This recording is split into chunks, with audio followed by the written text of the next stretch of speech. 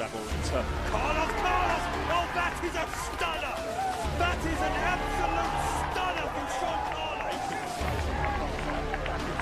a slip in the midfield. Sander. They won this game by 3-0. A comfortable victory in the end.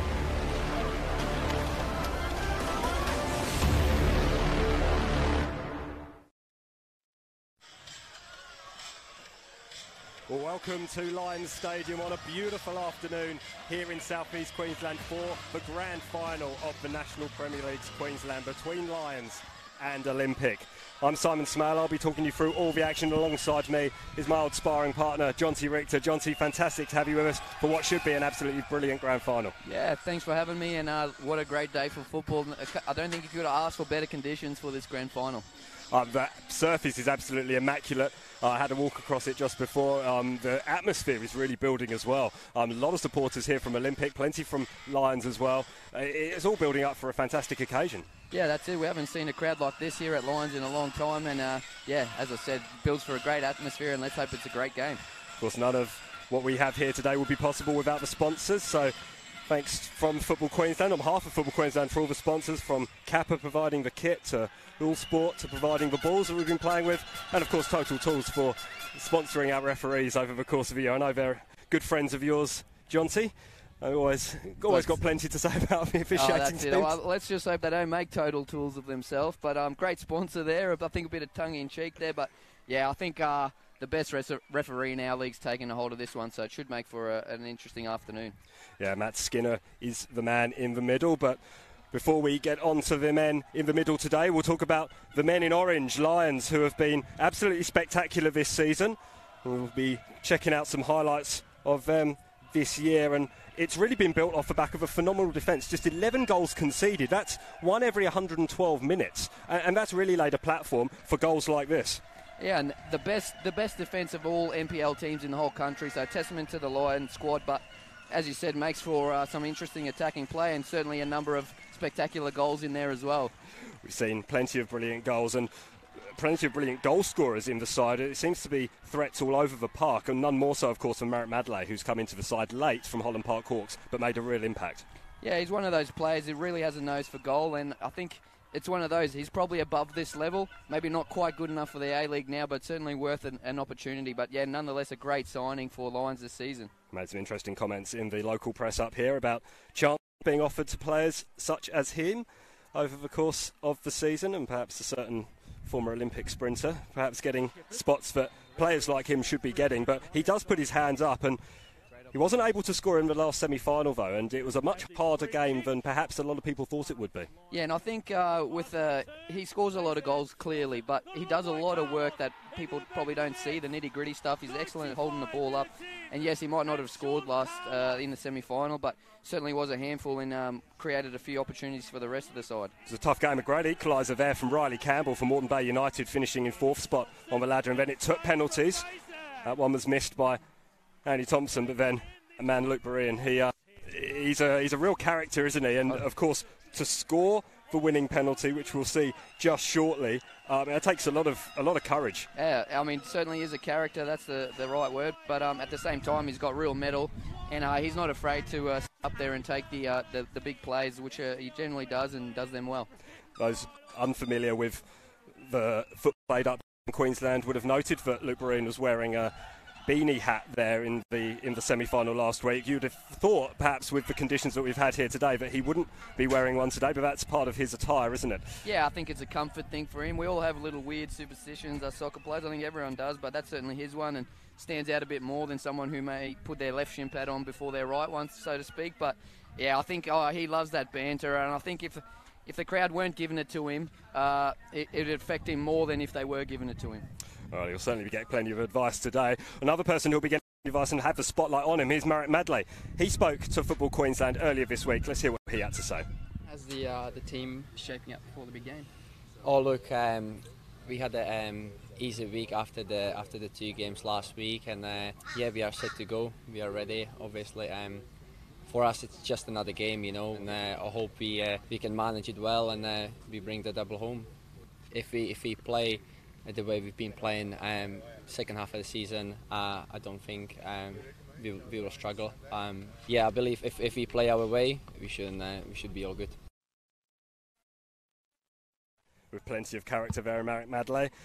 He's going to be up against another impressive defensive side, Olympic. They've only conceded 26 goals this season, so that's one a game. They conceded another one in the semi-final, but before that, we'll have to check through some of their highlights over the course of the season. There were plenty of highlights. They only lost twice all year, so that's the best record in the league, but did draw probably 5 too many games from Ben Kahn's perspective. Yeah, great side as well, and it's great to see the top 2 teams in the league in this grand final, because that really is the benchmark that season. And Lions were Olympic off to an absolute flyer at the start of the season, and then dropped a few points, but nonetheless can score some goals. They certainly can. Sadka there scoring against Brisbane City, a side that he would eventually join, in no real small part due to the fact that Alex Smith came into the team. Of course, when you score goals like that from some of your as Jez Lofthouse like that, it's really quite impressive, and they are threatening Olympic. They have been playing some really good stuff over the course of the year, and I think, just between you and me, Jonty, I think they could pull off something of a shock today. They finished 7 behind Lions in the table, but they're well worth their challenge here today. Yeah, totally, and I think there's no clear favourite today. Obviously, Lions taking out the premiership was amazing, but yeah, some real great players in there, and Lofthouse, I think, are the standout.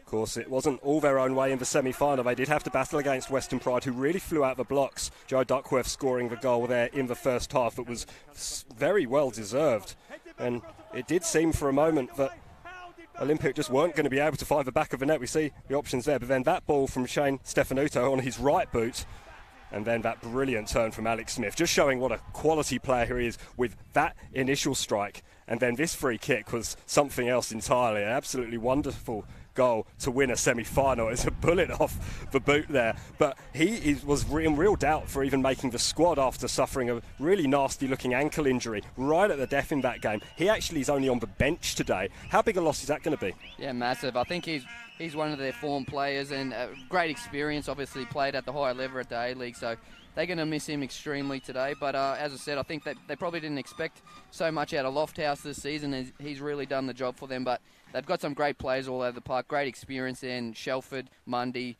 Stefanuto, the guys that have had that taste of A-League.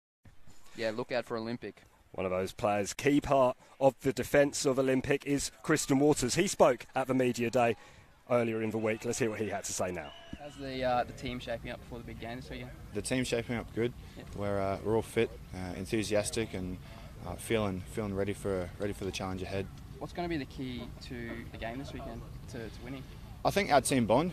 That's held us together all year. We're a confident group, lots of experience, and the staff and all the players are a good group together. So I think our fighting spirit will keep us going through and hopefully get the result in the end.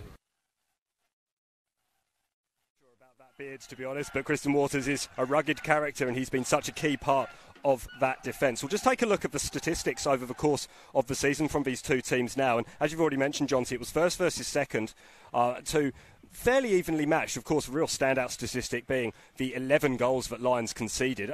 Defence is just absolutely phenomenal. You were a part of this team in the start of the season, in particular in a playing role. What is it about this defence? Is it just the experience? I think so, and they got a fair bit of pace back there as well, which makes a big difference. In saying I think Olympic are one of the few teams that can match Lions for their physical size, which has really been a benefit to the Lions side this season, where sometimes there's a few smaller sides where Lions have been able to bully around a little bit. But certainly the defensive pairing of Simic and Jared back there, but obviously red card in the semi-final, big loss for the Lions tonight, and it'll test their defence. It is going to be really, really key. I think the two players that we saw interviews from just before, Christian Waters and Marek Madley, the battle between those two is going to be fascinating. I can't wait for that. I think it's going to be really tight. And we see these situations, and we'll see the Lions squad now. As you've mentioned, no real surprises. It's just Tommy Jarrett who misses out after the red card, a potentially controversial red card in the semi-final last week. But nevertheless, that's an incredibly strong side, and attacking threats all over the park for Olympic. For Lions, apologies. Well, that's right. Obviously, Salazano, another one with A-League experience, and he's really come into form at the end of the season. Missed a few games with injury, which didn't help him. But Nathan Reardon as well. He's been around for about 908 years in the NPL level with clubs like Wynnum. So great experience and another good defender. We have to thank the sponsors for Lions, Motorama and Luxury Paints for all the work that they've done over the course of the year in getting the team onto the park. And we'll now check out the Olympic squad. And there has been an addition to this squad. Number 10, Kieran Sanders, has made the side. He was an absentee last week due to an accumulation of yellow cards, and he was being saved, a former Oxford City player from back in the UK. He spent some time with Farnworth Queensland as well. He's a really important player in the midfield for Olympic, and again, can score goals. He's managed 8 of them this season. He's a real threat that Lions are going to have to deal with through the middle of the park. Yeah, no doubt, but I think Matt Mundy, if he feels like he's on, I think Olympic do well, but if he doesn't feel and he just wants to kick people, then Olympic sometimes go the other way, where he's that sort of player. He can have such an influence on the game. It's just where his head's at. Matt Mundy was sent off earlier on in the season. Coffee Club, the major sponsors of Olympic, so thanks a lot to them for getting Olympic on the park and for bringing so many. It's just a phenomenal atmosphere here at Lions Stadium, here at Richlands. There's really a phenomenal number of white shirts behind the goal down to the right-hand side. That's going to make it really interesting because I think Lions out Olympic here in terms of supporters. Well, they just need more goal of this at the moment. It's great to see you've got a few layouts with in here, drum sets. Actually, maybe all that layout, but sneaky flair in there as well. If we can go overboard and shut that down, and it's really making for a great atmosphere. But let's hope Olympic give us something to cheer about. Well, that could cause some issues as teams. I got onto the field. Led by Matt Skinner, as already mentioned, James Sherry, Jerry Lee, our assistant Jason Crow, the fourth official today. Team of officials, they've done incredibly well over the course of the season, and it's a fitting reward for them to be given this grand final, which is for people of football here in Windsor. Yeah, it's really great to see a fourth official this evening, because it really made it up on the referee to be all that everything on the park. Especially with that locally and advice, but having that fourth official to help it, yeah, great atmosphere, and hopefully okay. Heck will be in their away strip of dark navy blue, white stripe. You can see the team walking onto the field lines in the traditional orange, and they are up now in front of the fairly populated Grand Centre Clubhouse here, and now the nervous anticipation descends over the two teams and a crowd of shots. A bit of a hush. You play big games, so see what goes through their minds like this, just kick off. Yeah, well, I'm nervous, and sometimes I can take play two ways. Nerves isn't a bad thing. It means you can really concentrate on what you need to do tonight. But let's hope no goes into the shell or give their all. It's super tight game, no controversial talking points. I think that's what we're all seeing. Hopefully, a great contest. Should be fantastic. There's no excuse for the kitchens. They are absolutely perfect. Pitches are carpet. They do such a great job out here at Richlands. Getting this field is something in conditions for the season as well. Nick Ransom has been very vocal about the games to put on this main pitch. Good job, mate. Looks great, and yeah, makes it. It will up to Vidman. I think Groundsman would be happy and not give a walk anywhere near their fields. So I think that can make you. But they have done an incredible job. Like, congratulations, of course, to making it to this grand final. The two teams are now in their huddle joint, but their captain for Olympic is Danny Byrne, number 9 jersey, and of course, Matthias Simic, the Colossus. Really at both ends of it. He comes up, of course, he's managed to bag a couple of goals in as well. Played over 100 games for Lions, the former striker, just himself, well from the path. Yeah, he's a big lad and a good looking boy as well. I think that he's washing on his house. So not only for a washing machine in their house, but yeah, he's been immense for the last season, and I'm sure they'll be a good team to end up again. Great first getting themselves into position.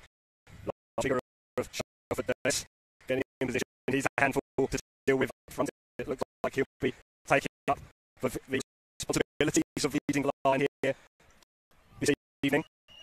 And it'll be up to those defenders for Lions to that rock solid defence in order to try and keep Olympic. Last minute predictions, John, here. How do you think this one's going to go? Look, I think it's going to be a tight one. Both sides will be up for this, and I think it's going to be a 2-1 to the Lions. Madley in the last minute. Madley in the last minute. What a drama that would be. We're underway here at Lions Stadium in National Premier League Queensland. Grand final, and it is Olympic who have given the ball away early to Lions, who'll be kicking from right to left eventually once they've sorted things out at the back. And it's Zimich who goes wide to this new defensive partner, Nathan Reardon. But it's an opportunity now over from that far side for Lofthouse, and now top of Diaz, an early chance, and it's well saved by the Bruin.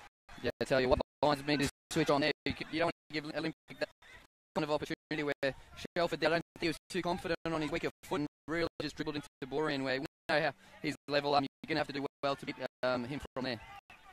Perhaps some nerves just creeping in at the start here for the hosts in front of a big crowd and a very vocal crowd behind that goal. And as you've already mentioned, Luke Borian won't worry too much about that. He'll fire him up if anything. And now an early opportunity for there's a couple of words to young Mitch Hoare. Not much in that, I don't think. The keeper could have come out and got that a bit earlier if he didn't want the contact, but Mitch Hoare saw a little opportunity there and kept going. A little bit heavy from Sean Carlos, maybe too much Caesar salad on the chicken at lunch, but another opportunity for Lions, so fairly open at the moment.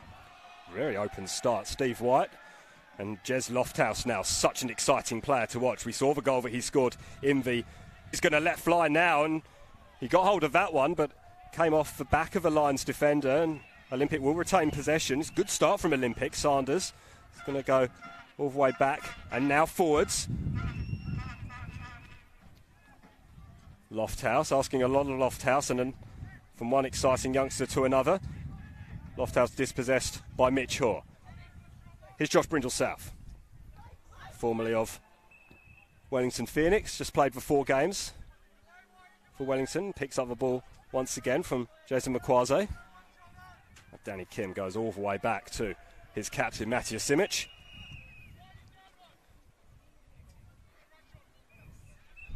Reardon with the long one, asking a lot of McQuarze, and once again Mooney taking his time but picking up the ball and doing well, releasing it now to another stalwart of this Olympic side, Kazuya Ito. A little bit of wind picking up now as well as the sun goes down here at Lions, which is a common occurrence, but could cause a few troubles for a few players, but usually once the sun goes down that'll die down. But nonetheless, a few nervy passes from a few players. Lions trying to get in their rhythm of keeping the ball, but also looking to get at those diags in and get in behind Olympic. Both teams have a lot of experience. Lions less so at this level.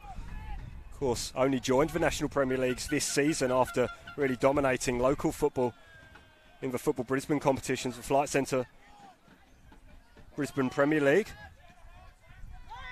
They ended as champions of that competition, and they're hoping to do the same on their first time of asking here in the statewide competition. Chris Beath just trying to play advantage there, which is always nice to see from the referees. Just don't want it to play too long, but a little shove there on McQuarse. I think for both sides, quite a long season for players at this level anyway. Both sides doing quite well in the FFA Cup as well, to getting to the advanced stages. So a few tired legs, I think, and hopefully it doesn't affect too many people today. Ball is delivered in by Andy Thompson. That's a really good take by Nick Mooney. Came flying across a whole pack of bodies, took the mark high above his head, and he'll distribute play now. You mentioned the FFA Cup. Of course, 2 sides will drawn against each other here at Lions Stadium to ensure, of course, that a Queensland side progressed to the round of 16, which was Olympic, who failed to do so in a game that was full of drama. It's Jez Lofthouse now slips the ball through towards Diaz. Diaz goes down, and it is a free kick. Nathan Reardon did wave the finger. He's claiming he's got the ball there. It'll be interesting to see the replay, which we've got the benefit of today. But Chris Beath doing well again. We'll just see the card that's going to come out. Currently, probably the right decision by the referee. But, Nathan Reardon not happy about that one, and a great opportunity here for Olympic. Reardon not, of course, the usual centre-back, and that's perhaps a little bit of time getting back into the speed of the game. Yeah, that's right. I mean, he hasn't started too level. many games this season, and I didn't actually see if a card came out there, but maybe the referee felt that Brindle South had enough cover there, which he did. I don't think Dace would have retrieved the ball if he wasn't fouled, but nonetheless, great opportunity here for White. I think it'll be Kieran Sanders, actually, who takes the free kick. Although White is a long way back. It's Sanders. That's a good effort. It's parried away by Luke Borean. Looked fairly comfortable, a bit more dramatic, perhaps. I think he saw it late, but nice little one there, trying to go around the wall rather than over it. Maybe just caught Borean slightly off guard, but a great save nonetheless. What price would they have asked for to have Alex Smith on the field for that situation after last week's heroics in the semi-final against Western Pride? Glorious free kick struck by the former Wellington man. That's just lofted back inside, and Borean makes a meal of that. That's the bean he got in his eyes. Yeah, a little bit of communication there would have been nicer on the both of them as they both give a hands up saying sorry, but Lofthouse now in great position. And Lofthouse has gone down. He's thought for a moment he'll be slow to get up there, but he has managed to get to his feet. It can be nasty sometimes. I don't need to explain to you about knee injuries, Jonty, unfortunately. But that's right. Well, hopefully he's got a nice young cartilage in there still. But nonetheless, another great opportunity here for Olympic with this corner. Swung in, well dealt with by Thompson, but it's still there for Olympic and Steve White. White with the long-range efforts! That wasn't far away at all. Yeah, this will give Olympic some confidence, a few early opportunities. They certainly are on top of Lions at the moment, but you want to capitalise because, as we said, Lions don't give up too many opportunities.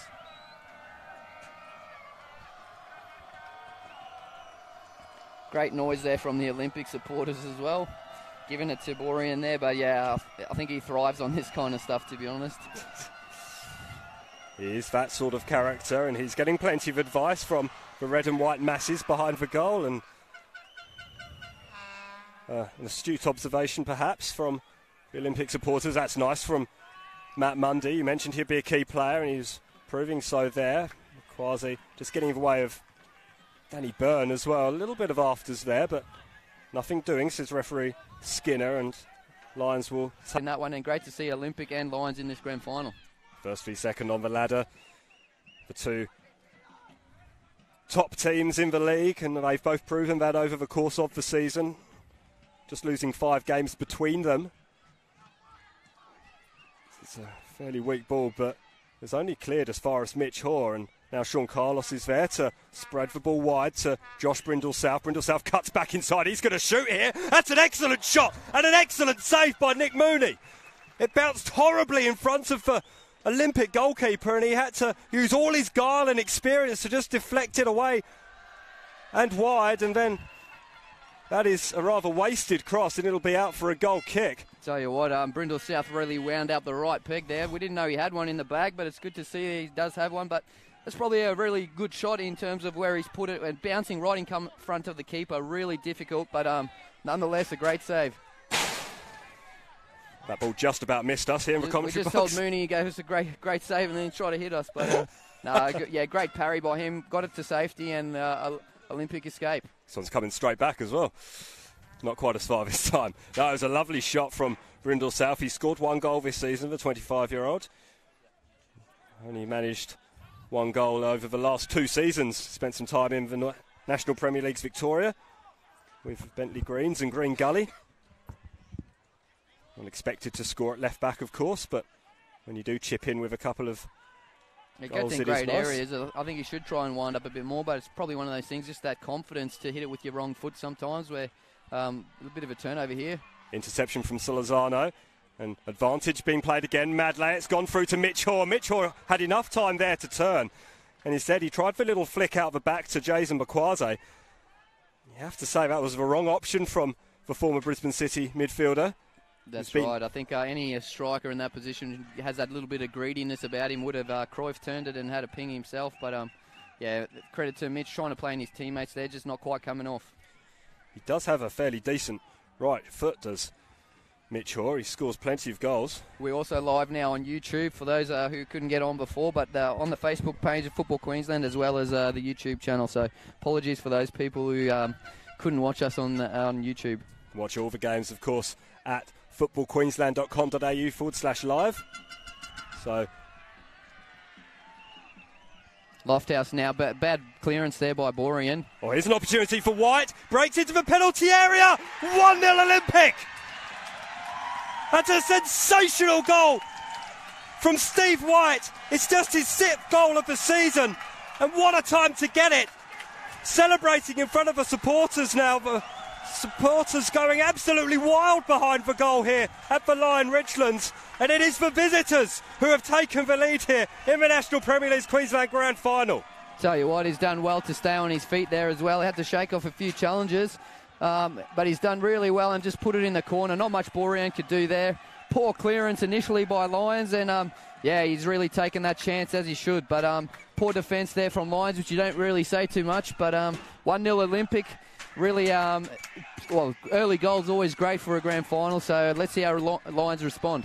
Don't like pointing fingers, but it was that right side of the back four that let the ball through, and that is where Tommy Jarrod would normally be playing, and just shows just how important a decision it was in the semi-final to show that red card. And Lions now with their backs against the wall, though there's so much time remaining, just a quarter of an hour gone here at Lions Stadium. And you're right, early goals do help grand finals, and will we get an equaliser pretty shortly after? Makwase just hammering that one into the Olympic defence. He comes up with the ball once more.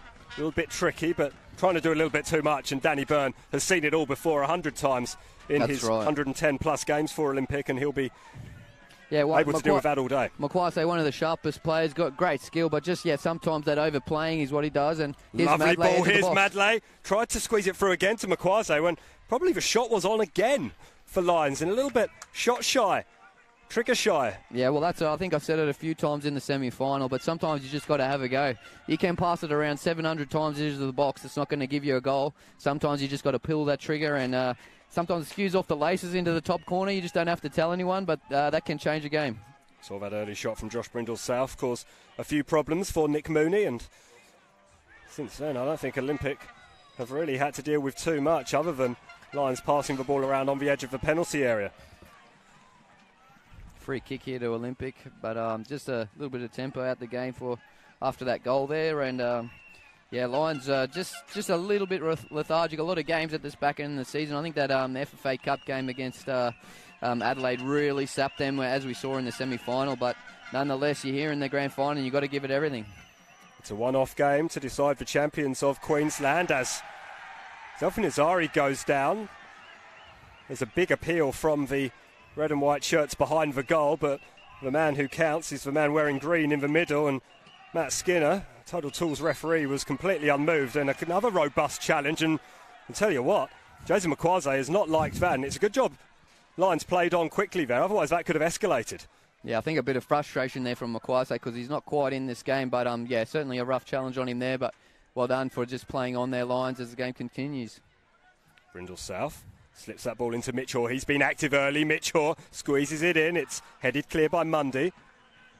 Only as far as Carlos and Brindle-South. Brindle-South wide again to Mitchell. Hoare has a lot of time, and he'll deliver that ball right into his opposite number, Kazuya Ito, and it'll be a corner for Lions. Good work by Ito there. Sometimes it's worse when you have that amount of time, but I think good shout out to Chris Beath there. The game's flowing nicely. He's blowing free kicks where he shouldn't. I think sometimes the referees can get overzealous with the free kicks and also the talking to players. We've got to stop the game and have a minute's chat every time. Just get on with it. We all know what soccer's about and just keep that game flowing. So credit to the referee so far. That's the first time I've ever heard you say that, Johnsy. I know. I don't know what's happened to me.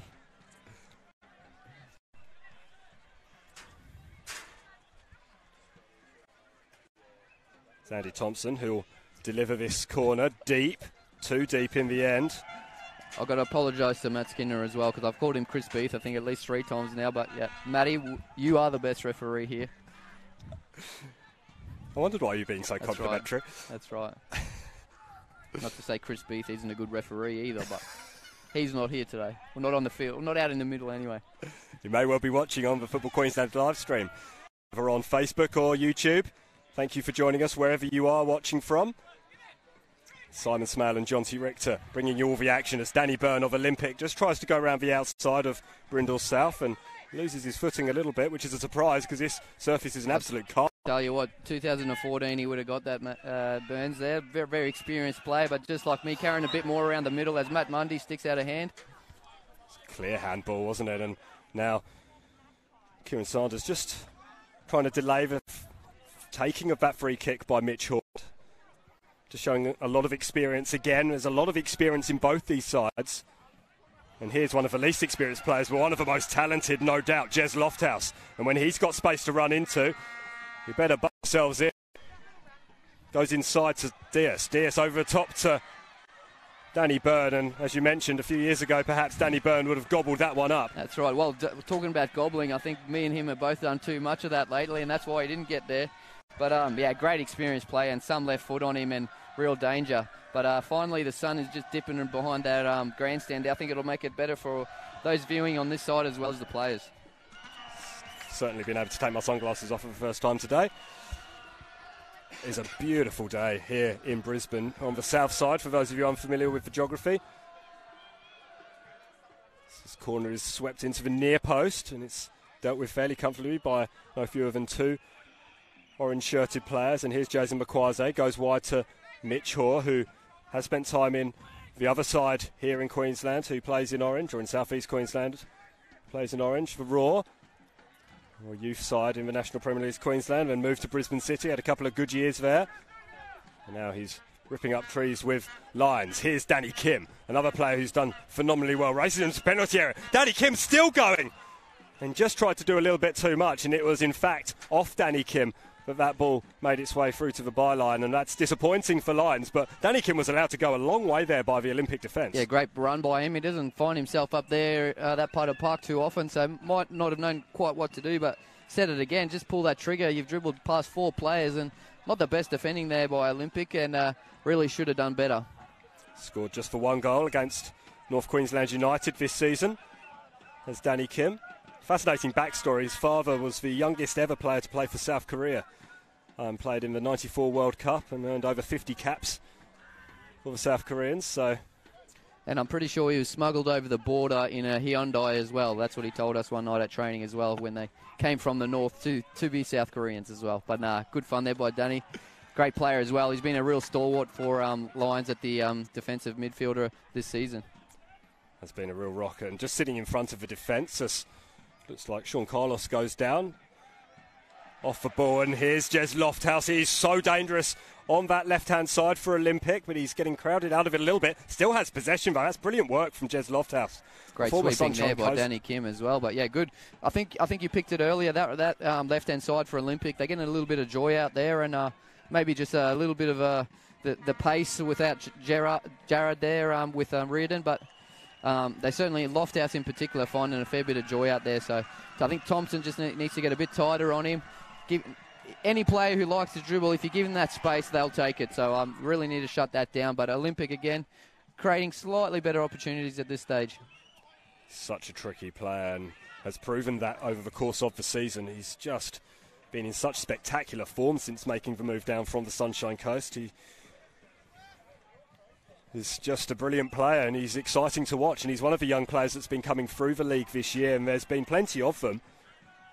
And it's really exciting for football in this part of the world to see those players developing before they move down to Victoria and end up playing in the National Premier League down there. Chase a bit of dollars, but also a better competition. But yeah, it is good to see them get an opportunity, which I think the whole point of the NPL.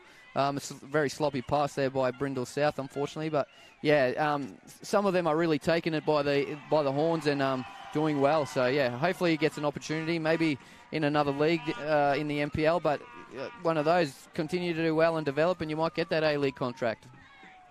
Of course, Dylan Wenzel-Halls was tearing up trees here in the National Premier League Queensland for Western Pride, and he got his dream move to the Raw.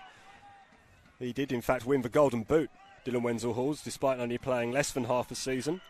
And I think, too, he has worked really hard away from the football field, where people just see all his goals, but he's really tried to take it to another level rather than just doing the normal with the team, and that's why he's got his opportunity. But still, good run here. Excellent work from Sanders. He's a dangerous player as well. It's a great tackle, though, by Reardon. Still with Olympic, though. Shelford Diaz goes back to Kazuya Ito. Back to Diaz. And it's well cut out by Sean Carlos. And the counter-attack is on now for Lions. Marek Madley clear on this left-hand side. That's a glorious ball for Madley. Will Madley pull the trigger? He does, but didn't get all of it outside of the boot. And it was a comfortable save in the end for Nick Mooney. Yeah, we haven't seen enough of that pacey counter-attacking by Lions. I think Olympic are doing really well in that instance. But, yeah, he's done well there. Nice touch off the Carlos pass and tried the toe bash to the far corner, which is probably the right way to go, but easy for Mooney there. Big shout-out to the Strikers captain, Michael Angus, tuning in as well on the Facebook page. I just had his little baby boy recently, so life's going to change for the Gus Bus. Congratulations to Michael Angus. Of course, Sean Carlos, a former teammate of his at Strikers. Spent a couple of years at Perry Park, 33 games and 7 goals in the National Premier League's Queensland. Of course, won a couple of premierships as well. He's managed to just move down the road and do the same here at Lions. That's right. But, yeah, I suppose everyone sees this grand final as the big one. So I think for Lions especially, it'd be a great way to cap off the season. And I suppose for Olympic too, just been second best, unfortunately, to Lions in most of the play this season as Makwasi goes down. So I'm sure they'd really like to get one over the Lions here today. I looked innocuous, but Makwasi stayed down. Olympic play on with Sanders. Sanders goes wide to Shelford Diaz now. And Makwasi is still down holding that right knee. We'll keep an eye on that. I think he's just flexing his ankle now as Mooney tends to him there, but I'm sure a bit of the old magic water, a bit of ice spray, and he'll be all right. Stefanuto wide to Lofthouse. Again, lots of space for Jez Lofthouse. Back inside to Sanders. Lofthouse wants it back, but it's not going to get there. Mitch Hoare having a real ugly-looking swing. It's comfortably dealt with by Danny Byrne. He just gets his chest onto that, and here's another chest from Shelford Diaz, who eventually does hammer the ball out, and eventually it will be some treatment being given to Jason Makwasi. Yeah, I don't this think will be a concern for Warren Moon, don't you think, Johnsy? That's right, but yeah, hopefully he's all right here. Hopefully it's just innocuous and the physio can sort him out. Maybe he just needs a breather as most of the players head over for a drink, particularly from Lions. But yeah, I'm sure he wouldn't want to make a substitution this early in the match. With the possibility, if they can equalise of extra time, you don't want to be making too many first-half substitutions. Of course, we'll have extra time of 15 minutes each way if we are so inclined, if the scoreline is level after the 90 minutes. But as we've already said, a long way to go, 3/4 of the game to go before we have to start thinking about that too much. There are options on the bench, of course, for Warren Moon. Chris Mars managed 7 goals in his 27 involvements this season, 26-year-old from Kingaroy, another former striker. Carter Glockner, former Brisbane City player and star at Easts against Lions in the Flight Centre Brisbane Premier League all those years. So there are options, but as you said, Warren Moon won't want to change too much this early, and it is worrying signs as Jason Makwasi just limps over to the field, the 25-year-old from Colombia. Yeah, a lot of pace on that Lions bench, but probably not quite the skill of Makwasi. So yeah, certainly hoping he's all right there as Olympic fans continue to sing there, which is great to hear. Maybe just the guy in the loudspeaker calm down with the profanities when he's yelling at the goalie. We don't all need to hear that, mate. There's a lot of kids here, but apart from that, again, great support here for Olympic and doing their side proud at the moment, and the side doing them proud as well. Great atmosphere at the Lion Richlands. That's Jonty Richter, who you hear giving expert analysis here in the National Premier League's Queensland Grand Final. I'm Simon Smale, and we are here at the Lion Richlands, and we are seeing Olympic, who finished in second spot on the ladder in the dark blue, leading Lions, who are the premiers, by a 1-0, and it was Steve White who scored that goal. And as of yet, Lions haven't properly tested Nick Mooney other than that brilliant shot from Josh Brindle South. That's right, and keeper's done really well, the young Olympic keeper there. He's quite confident, coming for a lot of high balls, which I don't always tend to do, but yeah, he's doing great for them tonight, and a fair bit of confidence in him, I suppose, by the defenders. Quietly confident, as opposed to extrovertly confident in his opposite number, Luke Breen. I say opposite number in the loosest possible term. He's got 90 on the back of his jersey, which won't please the purists. He is fairly loose, that's for sure, but a great keeper nonetheless. But just to Brad Meredith, Facebook feed, he was wondering why the referee didn't stop it for that injured player, where the referee's just got to decide. If it's not a head knock, he doesn't need to stop it if he doesn't think there's any danger to the player. So very well done there again to Matt Skinner for letting that play carry on, and Olympic got the ball back anyway. So great play all around both sides, great sportsmanship. Good breeding ground for referees up here in Queensland. Plenty stepping up to the national level. They've been sponsored fantastically by Total Tools this year, so thank you very much for that. Olympic win a turnover once more, and here's Danny Byrne in a little bit of space. Delphi Nazari was left on the ground. Danny Byrne needs a little bit of support. Finds that support in White. Now Nazari, who's back on his feet. White once more. White to Lofthouse. Patient build-up from Olympic after the initial break. And here's Shane Stefanuto. Makwase still receiving treatment, so the old magic ice didn't do the trick, but Olympic probably didn't want to see that break as they attack here again with great space out wide, but they seem to have left off where they were prior to that injury anyway. Kazuya Ito cutting back inside. Here's Danny Byrne, lovely ball from Ito. Byrne across the middle, over the top. Great play there by Olympic, but I tell you what, Shelford Days has done well to get that over the crossbar. It was, to be fair, a little bit behind him and a fair bit of Lions presence around him, but as we see, Danny Byrne with a great ball in, just behind him there, and unfortunately it's not AFL. They're not going to give you 1 point for trying there, but great opportunity for Olympic, and Lions get away with that one there. Would have been a cracking point in Gaelic, but that's not the game we're playing here, and that's a big disappointment for Olympic. They could have been staring at a 2-goal lead and taking real advantage of Lions while they're down a man, because as you've already mentioned, Johnsy.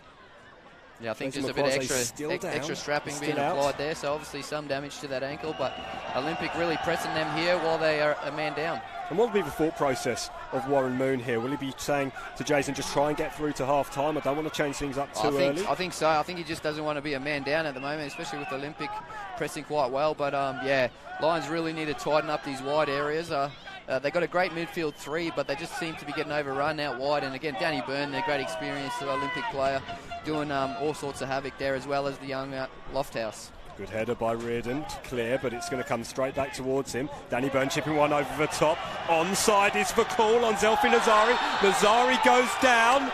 It's another foul by Nathan Reardon, and a yellow card is shown. Yeah, it looks like he just ran across him there. Interesting one. I mean, there was certainly contact, but we'll just wait to see the replay here. Luke Green was really unhappy with the decision, but that's right. Same with Nathan Reardon, who's been yellow carded. Nazari going away from goal there too, so I don't think he was a goal threat. I mean, let's see here on the replay. Coming together of legs. I mean, it's one of those, you're close enough, but a probably good decision by the referee. He certainly was going away from goal. Be interesting to see the replay on that offside there. He did look to be quite away on past the defenders when receiving that ball. He did just clipped him there, but very unintentional there by Reardon. Great camera work from our double take team, giving you that extra angle, and that did show just the slightest of ankle taps from Nathan Reardon. As you say, Johnsy, completely unintentional, but we have now, in fact, seen a substitution. Shepherd on, so Nathan Shepherd, number 11, coming on for Lions. Makwase's succumbed to that ankle injury, unfortunately. Big moment in this game. But no pressure on young Shepherd, straight into the fire right here. Only scored for 1 goal this season, Nathan Shepherd, against North Queensland United. I think White standing over this one, as well as Saunders, so be interesting to see who takes this one on the left foot, but 5 people in the wall there for Lions, so a fair bit of concern for Borean, and again, I suppose they were really wishing that Smith was out there. Alex Smith on the bench, Kieran Saunders and Steve White both standing over it.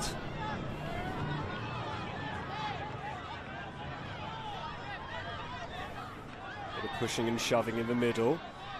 That's Skinner just waiting for that to subside before he gives the go-ahead for this free kick. Steve White, I think, is going to take this. No, it's going to be Saunders over the top of the wall and the crossbar.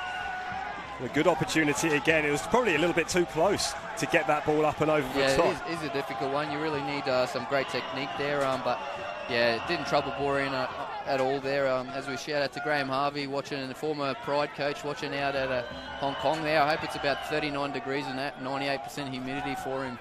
But he's probably in the aircon enjoying a nice beer watching this one. Here's Mitch Hoare picking up the loose ball, plays the ball over the top towards Shepherd. Shepherd with the shot, and it was good save in the end by Mooney, who was well placed. Managed to get down well, and Lions suddenly have burst into life. Now they're back up to 11 men. Another piece of brilliant work by Mitch Hoare, and then, unfortunately for Lions, Andy Thompson just couldn't back it up. He slipped over on the surface. Yeah, a couple of players slipping down in front of that Olympic bench. Good first touch there by Shepherd as well. He'd be probably happy with that, get a bit of confidence. But yeah, again there, I think same for Olympic. Lions getting some joy out wide here. It's quite congested in the midfield there, so certainly worth getting this ball out wide into the open spaces. Mitch Hoare working hard, but can't quite get to that ball before Danny Byrne. But Danny Byrne coughs it up to Matthias Simic. Now here's Josh Brindle-South. Back to Simic. Simic goes long to Solazano, who's been an anonymous figure so far in this game for Lions. Yeah, Stefanuto and Mundy over that side. Great experience out there. There's Lofthouse again, attacks down this left-hand side for Olympic. Trouble for Thompson. Lofthouse still going. Lofthouse with the shot. He can hit them from there. As we saw in the highlights package before kickoff, he can really get one into the top corner. It was a magnificent goal that he scored out at the Logan Metro Sports Field against Brisbane Roar Youth, and in fact that was the first game out there, and what a way to christen that ground for the National Premier League's Queensland with a goal like that from great winger, Lofthouse. Great winger play as well. He had a lot of space, but it was a long way from goal, and just kept dribbling to get into that box as you should. Nice footwork, and again percentages, you've got to hit that far post as he tried to do there, but unfortunately it didn't come off. Nice piece of skill over on that far side by Mundy. And the free kick is won by the men in dark blue, and just in front of us here, Danny Byrne is having a few words with Kazuya Ito, asking for a little bit more service down this near side. Byrne, after delivering that gorgeous cross down into the middle that inexplicably Shelford Dias managed to hit over the top, he started to get the hunger, and he's certainly keen for a little bit more of that, and in order to get the ball back into the middle where he can feed Zelfin Azari and Shelford Dias the ball a little bit more often and cause the Lions' defence a whole lot more problems. Here's Jez Lofthouse with a curling cross, but Danny Byrne had gone near post. The cross went far. It will be a goal kick to Lions. Yeah, Nazari trialled early in the season with Lions, but unfortunately had the visa spots full already. So quite a handy player, the young guy, or not so young guy, but certainly works hard up front there and gives Olympic. It's one of those unsung sort of hero guys where does the dirty work and maybe doesn't always get the goals, but you really need that from him up there in the front third. Just 4 this season from the former Balcatta man out in WA. Lofthouse just overturns that ball over to Matthias Simic. That's a lovely ball forward towards Shepherd. Shepherd inside to Madley. Was that a hand by Mundy, I think? It certainly looked like it came off his arm. A little bit of a tangle there with Madley, but yeah, the referee played on. You might see that again. Here's Mitch Hoare. Curls that one over the top of Marek Madley, and Madley screams at Matt Skinner, who certainly heard him and stopped and squared up in the way that referees sometimes do when they feel like they're going to... Well, no, it did look like he got ahead. It's good defending, I think, from Matt Mundy there. One of those bat pads, I think. Bat pad off the head onto the bicep. But Mitch Hoare over the top now. Madley just too far in front of him. Madley's still talking.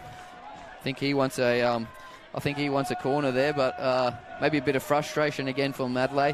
Or they do have the corner, so he's appealing for something else. But yeah, he's holding his face there. Maybe a bit of an elbow there from Mundy, but I don't think there was too much intention in it. And as I said, a bit of bat pad. I don't think Mundy was intentionally playing his arm, so fair play to the referee once again. Nathan Reardon and Marek Madley just had a little bit of a conversation there with our Total Tools referee Matt Skinner. The corner swept in from that far side, and it's missed by Stefanuto. Hacked clear only as far as Mitch Hoare. Mitch Hoare can hit them. He does hit this one, but it was a weak little daisy cutter along the ground. with his left foot. That's not his favoured effort. No, not his forte. As we said, it's good to see him pulling the trigger there, but yeah, no calves, no quads. It's very hard to get any power on those. I'm pretty sure they call him toothpicks in the gym. But yeah, a great midfielder nonetheless. He can outrun anyone that I've ever seen at this level, certainly as well. But fortunately, there's no power on the left foot. Got a tremendous engine, Mitch Hoare. He moved to be with his brother Henry, who is now, of course, in the Perth Glory setup out west. So congratulations to Henry. His ball's swept all the way through to Merrick Madley, and Madley and Mooney just come together. Again, more pressure, that time from Reardon, who's up in the rarefied air of the attacking quarter of the field, and he's going to want to make his way back pretty quickly because Olympic have the ball now with his chief tormentor at the moment, Jez Lofthouse, but he is dispossessed by the aforementioned Mitch Hoare, and now he's dispossessed. A few turnovers over on that far side. 10 minutes to go here with a bit of stoppage time. I think Lions getting a few opportunities here. I think they'd really like to pinch one. Just getting on top slightly, and Olympic making a few uncharacteristic errors at the moment. Adley just motioned that he might have got a little push in the back there. There's no foul, says Matt Skinner. And the Lions are just crabbing their way up that far side of the field. Will be another throw-in, and you'd expect Nathan Reardon to launch this one with his long levers to get that into the box. You can see Matthias Simic just trotting into the penalty area, and yeah, a few tired legs here from Lions. I think slowing it down where you'd think they'd be going the other way, being a goal down, but maybe that's an indication of how they're feeling at the moment. Although Reardon does have a great throw in his arsenal, so hopefully he can put it right in the mixer and see what happens. Hoping to make the most of what is essentially a set piece akin to a corner with the length of these throws. It is helped in. It's still there, hacked away by Stefanuto. It'll come straight back. But Danny Kim's header didn't get enough purchase, and the ball ends up all the way down at the other end of the field with Luke Warrior. Yeah, great clearance there. That's what you want when you're clearing your lines. Sometimes the player's afraid to do that, but sometimes it's better just get set again and go and get rid of that ball. Kim's going to be sandwiched here. Zelfin Azari just used his body well, but that wasn't the opinion of Matt Skinner, and it is a free kick to Lions. It's taken relatively quickly by Mitchell. Ball was rolling, but you don't like seeing play being called back for that. So good work again from Matt Skinner, using his initiative and common sense. And then Mitch Hoare up against Kieran Sanders, and probably was better off leaving that to Shepherd there, who had the momentum, but throwing to Lions nonetheless. And yeah, they're trying to pick up the tempo slightly here, maybe pinch one. Shepherd to Brindle South. He goes all the way back to his captain, Matthias Simic, who's the furthest player, challenged by the furthest player forward for Olympic, Shelford Diaz, who is inside his own half still. All 11 Olympic players inside their own half as Mitchell gets the ball on the edge of the area, gets caught under his feet, and he can't get the shot away before being closed down by Kristen Waters. Another opportunity now for Olympic to break, but they can't squeeze it through to Zelfin Azari, and Lions will come again. Just 4 minutes remaining. They just can't get out at the moment, Olympic, which is positive if you're a Lions supporter, but not the best cross there from Brindle South earlier. You just really got to hit those areas. I think we talk about it a lot at this level. Just those final passes just don't seem to find the mark enough. Hacked clear by Lofthouse. Be dealt with by Simic. There's no Olympic player within 20 yards of the Lions captain, so he takes his time in feeding Brindle South. It's back with Simic, who's closed down eventually and belatedly by Zelfin Azari. Now Mitch Hoare, and Mitch Hoare again gets the ball caught under his feet, and under pressure from Danny Byrne, just pokes a little bit too far wide of Nathan Shepherd. It'll be a throw into Olympic on this near side. Heavy pass there, but he's certainly doing his bit for the Lions team, getting on the ball, and that's what you want when the chips are down a little bit. You need players wanting to get on the ball, and Mitch is certainly not shirking the responsibility in there, but I think Olympic sitting off, and they're happy to get to half-time 1-0 by the looks of things, but they don't want to concede here, that's for sure. Might well be fairly happy to get to full-time at 1-0 as well, given that this is a grand final and it is winner takes all. In that situation, it's the Premier's Lions trailing Olympic by a goal to nil. Olympic finishing in second on the ladder, just 7 points behind Lions, who really did run away with it in the second half of the season. Olympic looked to be the closest challengers throughout the duration of the season, and then really the signing of Merrick Madley just changed everything with his 18 goals in 14 games. And The 27-year-old just can't stop scoring. I mean, he managed a rather incredible 23 goals in 14 for Holland Park in the Football Queensland Premier League. So that's a pretty impressive total, 41 goals in both competitions this season. Yeah, the hardest thing in football to do is score goals. I mean, yes, you do need a rock-solid defence, but if you can't stick it in at the other end, then you're not going to win enough matches. And he's certainly a goal scorer in the true sense of the word. But also, I think when you talk about players like Barisha, I know a different class altogether, but they do the dirty work as well. They're not just the pretty stuff, and that's certainly Madley. Sometimes as a goal scorer, it's just about getting in the right areas and just letting it go in off any part of your body. As the ball is given away sloppily, Brindle South, glorious back heel by Nazari to Diaz, but Diaz can't squeeze the ball through to Danny Byrne, who comes up with it anyway, showing a little bit more strength for Danny Kim, who goes into the back of Danny Byrne. It's only a throw-in. Yeah, very lazy there by Brindle South. Again, just that concentration. Everyone's tired, everyone's working hard, but you really got to be switched on mentally. That's when that muscle repetition that all the sciencey guys talk about, that do the prehabs and rehabs and all that stuff, where, yeah, just the mental game's probably the biggest thing, and certainly at this stage of the half.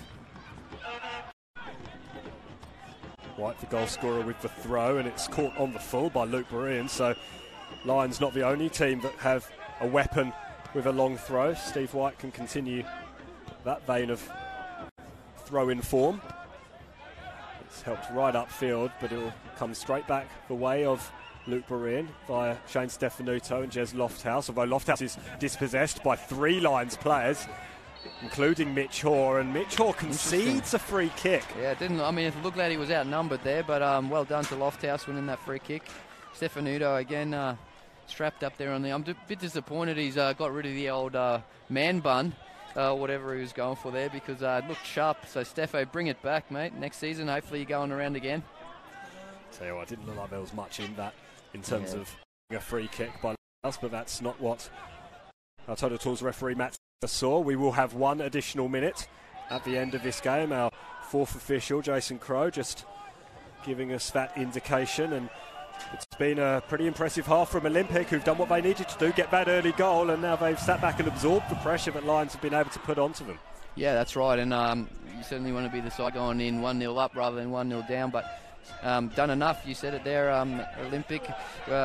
Interesting to see if all their supporters trudge down the other end of the field and really cheer them home in the second half. But yeah, I'm sure both coaches really want to get the players in the sheds and get the tactic board out and try and get a game plan for the second half to try and do it for their side.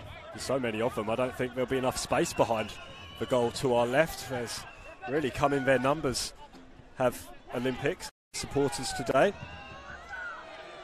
As Luke Berean puts that one out just in front of us. Shepherd yelling something out here on the sideline. Not happy about something, but luckily he's Scottish. Shaxton's so thick we didn't have a clue what he just said, but certainly not happy there with that pass. Shelford Diaz winning the throw-in over on this near side. Yeah, Brindle South getting a bit of a tough time out here on this side. A lot of space for Danny Byrne and Diaz coming out there as well, but maybe just a bit more aggression from him. Probably not his strongest suit to his game, but just get a bit more fiery in there, and he's certainly got the pace and the skill to do the rest. Now sloppy from Kazuya Ito, but no difference. That is half-time, and we'll just quickly run through some highlights for you from that first half. A first half in which Olympic, the team that finished second on the ladder, lead the reigning Premiers Lions by a 1-0, and it was Steve White who scored it. We'll check out those highlights now. Yeah, great start by Olympic, and Diaz with the first opportunity there, and again, as we said, on his weaker foot, just lacking that technique there to get some real purchase on the ball, and Berean gobbled that one up. It was good work from Jez Lofthouse down the left-hand side. He's been impressive so far for my money. He's been very good, and he's on the ball here and plays the ball through once again to Shelford Diaz, who goes down, and it was an untidy tackle from Nathan Reardon, led to that free kick for Olympic, but fortunately it was parried by Luke Berean. A good save. Looked like he was certainly thought it was going to his right-hand side, and quite late he saw it there. Big left mitt, kept that one out. But yeah, as you can see here, early stages, it was certainly all Olympic. Great shot there from distance, and then finally Lions with their effort from edge of the box perfect shot there from Boondall South, bouncing in front of the keeper, who as well did quite well, as we see the goal there. And pity we didn't see it from earlier, because a mistake there from Lyons, and great work by the Olympic man to stay on his feet and bury that one in the corner. To the delight of the supporters. It just bobbled timely for Marek Madley there on replay. You'd have thought that would have been a good opportunity for him to add to his tally, and then a fairly extravagant miss from Shelford Diaz, who would have been harder to put it where he put it, but the free kick given there as well on the edge of the area, and the first yellow card of this grand final for Nathan Reardon, who has been a late call-up after Tommy Jarrod was sent off in the semi-final, and you do feel that is where the weakness in the Lions' defence is, yeah, maybe just lacking that pace there of Jarrod, but yeah, certainly Olympic finding some room up the middle, which, yeah, you don't say too much about Lions. Lions have had plenty of possession, as we've been seeing from these highlights, but just been unable really to get much of an opportunity in front of goal. So very disappointing from them and for their supporters, but for the Olympic fans down to our right, as the sun sets in that direction, a glorious sunset, they will be very, very happy with what they've seen so far. It is Lions 0, Olympic 1. We'll come back for the second half in the National Premier League's Queensland Grand Final from the Lion Richlands after these short messages.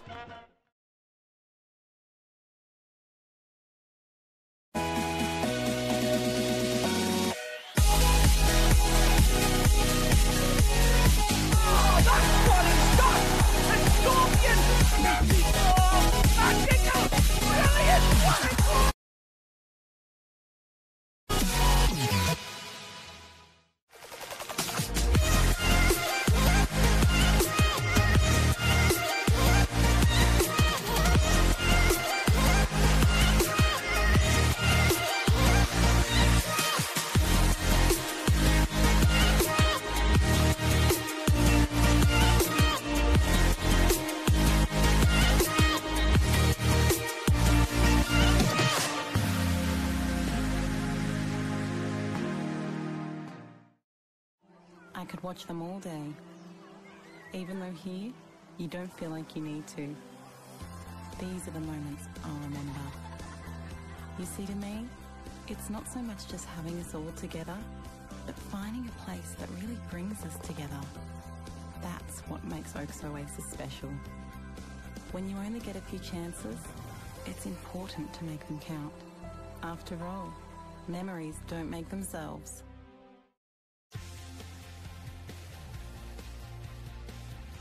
Football is my favorite. I love playing it with my friends. When I score a goal, I celebrate and dream of playing for the Caltex Socceroos. And this is where it all starts, with the Aldi Mini Roos kickoff program. I grab my shin pads, boot bag, drink bottle and bowl, then join my mates for some fun. It's great. We learn new skills every week through games and activities. These help us learn about teamwork and respect for others. My mum cheers me on the sidelines. She loves watching me play. She likes it that football is such a safe sport. But best of all, we make lots of new friends. And if we are lucky, we might run into the ambassadors. Wow, it's Archie Thompson. He's a legend. And Steph Matlick from the Westfield Matildas. She is amazing. Come and join Australia's biggest football program for kids. Come and join us.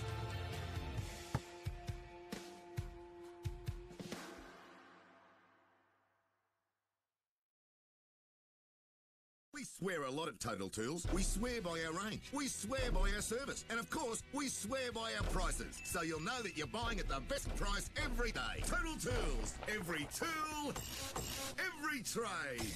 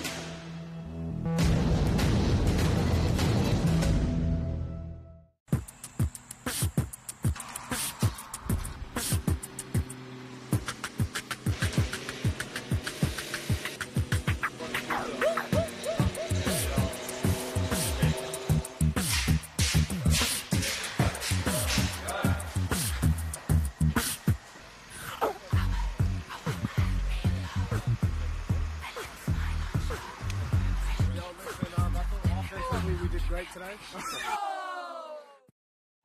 I could watch them all day. Even though here, you don't feel like you need to.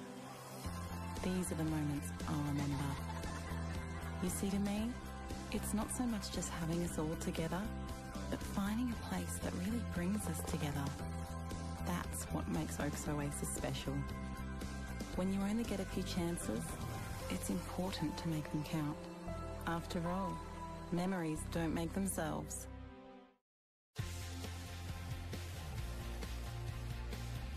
Football is my favourite. I love playing it with my friends. When I score a goal, I celebrate and dream of playing for the perfect Socceroos. And this is where it all starts, with the Aldi Mini-Roos kick-off program. I grab my shin pads, boot bag, drink bottle and bowl, then join my mates for some fun. It's great. We learn new skills every week through games and activities. These help us learn about teamwork and respect for others. My mum cheers me on the sidelines. She loves watching me play. She likes it that football is such a safe sport. But best of all, we make lots of new friends. And if we are lucky, we might run into the Aldi Mini-Roos ambassadors. Wow, it's Archie Thompson. He's a legend. And Steph Matlick from the Westfield Matildas. She is amazing. Come and join Australia's biggest football program for kids. Come and join us.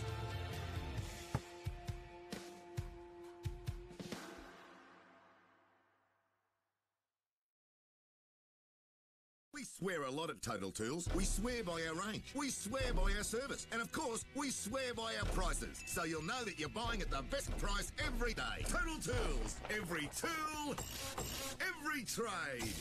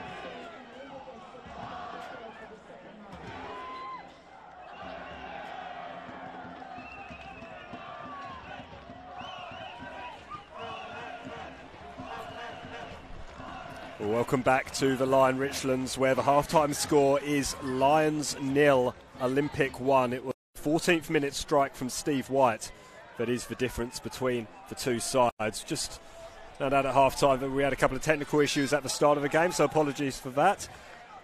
Full game will be available after the match, so you won't have missed anything, and you didn't miss anything. Stream back in time for the goal, and after that it has been all Lions, but they haven't really been able to make the most of their possession or territory, have they, Johnsy? That's right. Olympic certainly taking their opportunities, and a lot of joy for Olympic out wide, where I think as for Lions that's certainly an area that they can exploit as well. Two great midfields in there, so very cagey and tight, but yeah, a lot of space out wide, so I think both sides really need to exploit that. The sun setting on another perfect day in the Sunshine State. Absolutely perfect conditions for football. If it wasn't perfect before, it really is now. The sun's gone down. Beautiful sky behind the clubhouse, as you can see on your screens now. Yeah, pitching great condition. Mick came over and berated us because in that technical difficulties we missed his shadow. A great pitch tonight, and second half underway. Lions kicking things off from left to right in the orange shirts. And Olympic, who finished second to Lions in the National Premier League's Queensland table this season. They are in the dark blue, their away strip. And their supporters, they're in their traditional colours of red and white stripes, and there are plenty of them making plenty of noise behind the goal to our right. And it's making a fantastic atmosphere, isn't it, Johnsy? That's right. Very great support here for Olympic, and you hope the local fans can be a bit more, the Lions fans can be a bit more vocal as well, where Lofthouse again carrying on his good first half with some action down this left-hand side. Jefferdis just getting involved as well. The ball is hammered upfield. Madley getting in a bit of a tangle with Matt Mundy, but unable to get the ball, and Mundy heads it back towards Jefferdis, and now Jez Lofthouse. Lofthouse inside to White, the goal scorer. Here's Stefanuto inside to Lofthouse again. Olympic moving the ball around well in these early stages. Waters wide to Kazuya Ito. Ito chips that one in, a rather aimless ball towards where he hoped Zelfi Nazari would be running to, but in the end it was comfortably dealt with by Josh Brindle South, and he wins a free kick to boot. That's right. Again, yeah, as we spoke about it, Stefanuto and Lofthouse down this left-hand side doing a great job. I think I need to ask Stefanuto what product he puts in his hair, because that he has not a strand has moved. And a great header there by Stefanuto, as we talk about. Yeah, great experience from him there. He doesn't look phased at all, and Salazano really needs to try and work him a bit more.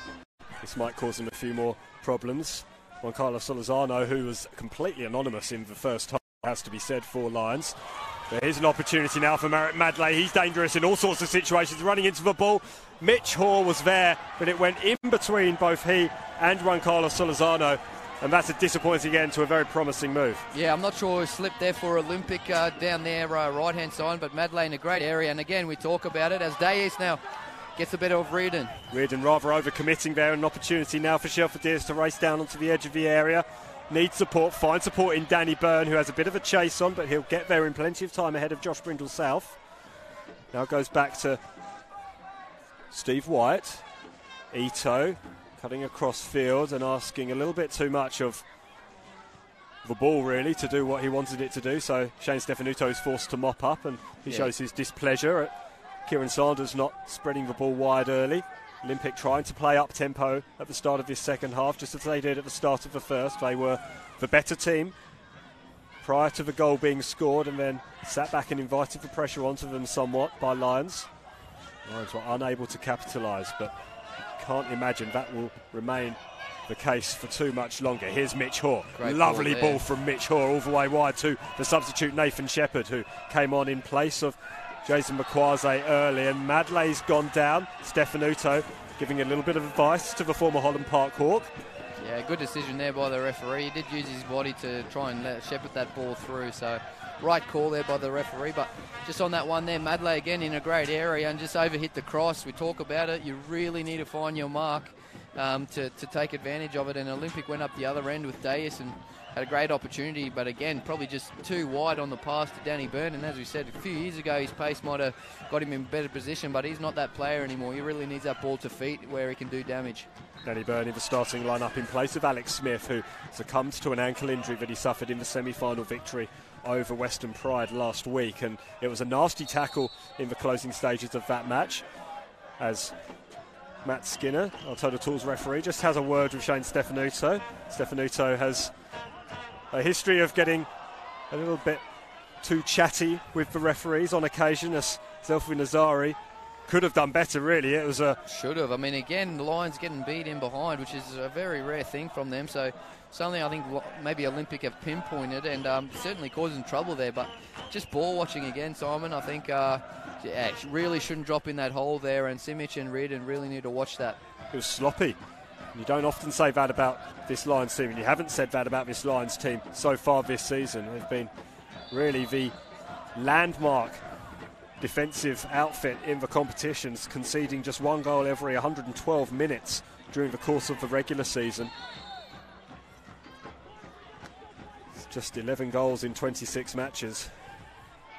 Olympic haven't done too badly themselves, going at a goal a game, 26 from their 26 regular season games, and just for one in the semi-final. Of Stefanuto launches that ball upfield, but it's going to come straight back to Stefanuto, who puts it straight back towards where Zelfi Nazari wants to be, and Nazari concedes a free kick for a bit of a shove on Nathan Reardon. Again, looked a little soft to me. But yeah, I mean, smart play by Reardon. He just waited for the contact and went down. Silly from Nazari. He had him in a real good position there with back in the corner, and Thompson does well there to evade that challenge by Lofthouse, but a bit sloppy at the back here from Lions. They really need to lift that tempo and get this ball up the field, as Reardon does here. They finished all square during the regular season between these two teams, one apiece, and it was 1-0 on both occasions in round 3 back in February. It seems like a long time ago now, when Jez Lofthouse scored in the 7th minute to give Olympic a 1-0 victory at Goodwin Park. And then here at Lions Stadium, it was Marit Madley who scored the only goal of the game, a game in which Matt Mundy was sent off 4 minutes into stoppage time at the end of the game. And of course, we have already mentioned the FFA Cup round of 32 tie between these two sides. 3-2 that finished, and it was a questionable goal perhaps at the end. The Olympic supporters will be talking about that long into the future, I'd imagine. Yeah, look, I mean, tough game where Lions came out the blocks, but late winner there by, I think, Carter Glockner, where I think finally when we got the replays showed he was onside, but yeah, it's one of those. It's in the past now anyway, and Olympic currently with the upper hand. So the longer time goes on, the more he would be onside from Lions supporters and more he'll be offside from Olympic supporters, no doubt.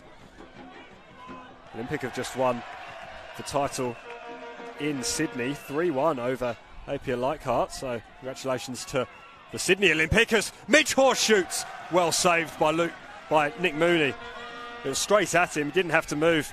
The former Far North Queensland Heat player, Shane Stefanuto, just shows that he's still got the skills. Just like his hair, slick footwork there. And yeah, it doesn't faze him, he's seen it all before. Great work by Stefanuto. Fantastic addition to this Olympic side for the young players, particularly young Jez Lofthouse, who plays in front of him. If you watch Olympic enough, you'll see Stefanuto, just as he's done there, direct Jez Lofthouse to where he needs to be. He's vastly experienced, Stefanuto. Played 3 times for the Socceroos, played over 100 games for Strikers in the old NSL, over 130 games for the Brisbane Roar in the Hyundai A-League, as well as a few games for Far North Queensland, or North Queensland United, apologies. Yeah, and a great professional, and as you said, probably doesn't do as many overlapping runs anymore, but there's no better talker, I think, in the NPL, and Gus Bus might attest to that over for Brisbane Strikers, but corner here for Lions.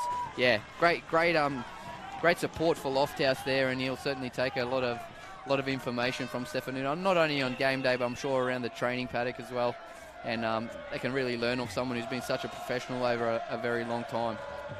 He does do a fair bit of talk. It gets him in trouble sometimes, Shane Stefanuto. I think 6 of his 7 yellow cards this season have been for dissent. There was only a tackle against strikers at Perry Park. Was the first foul that he's actually committed, I think, in the National Premier League. Does love a chat to the referees, but just a good competitor, I think.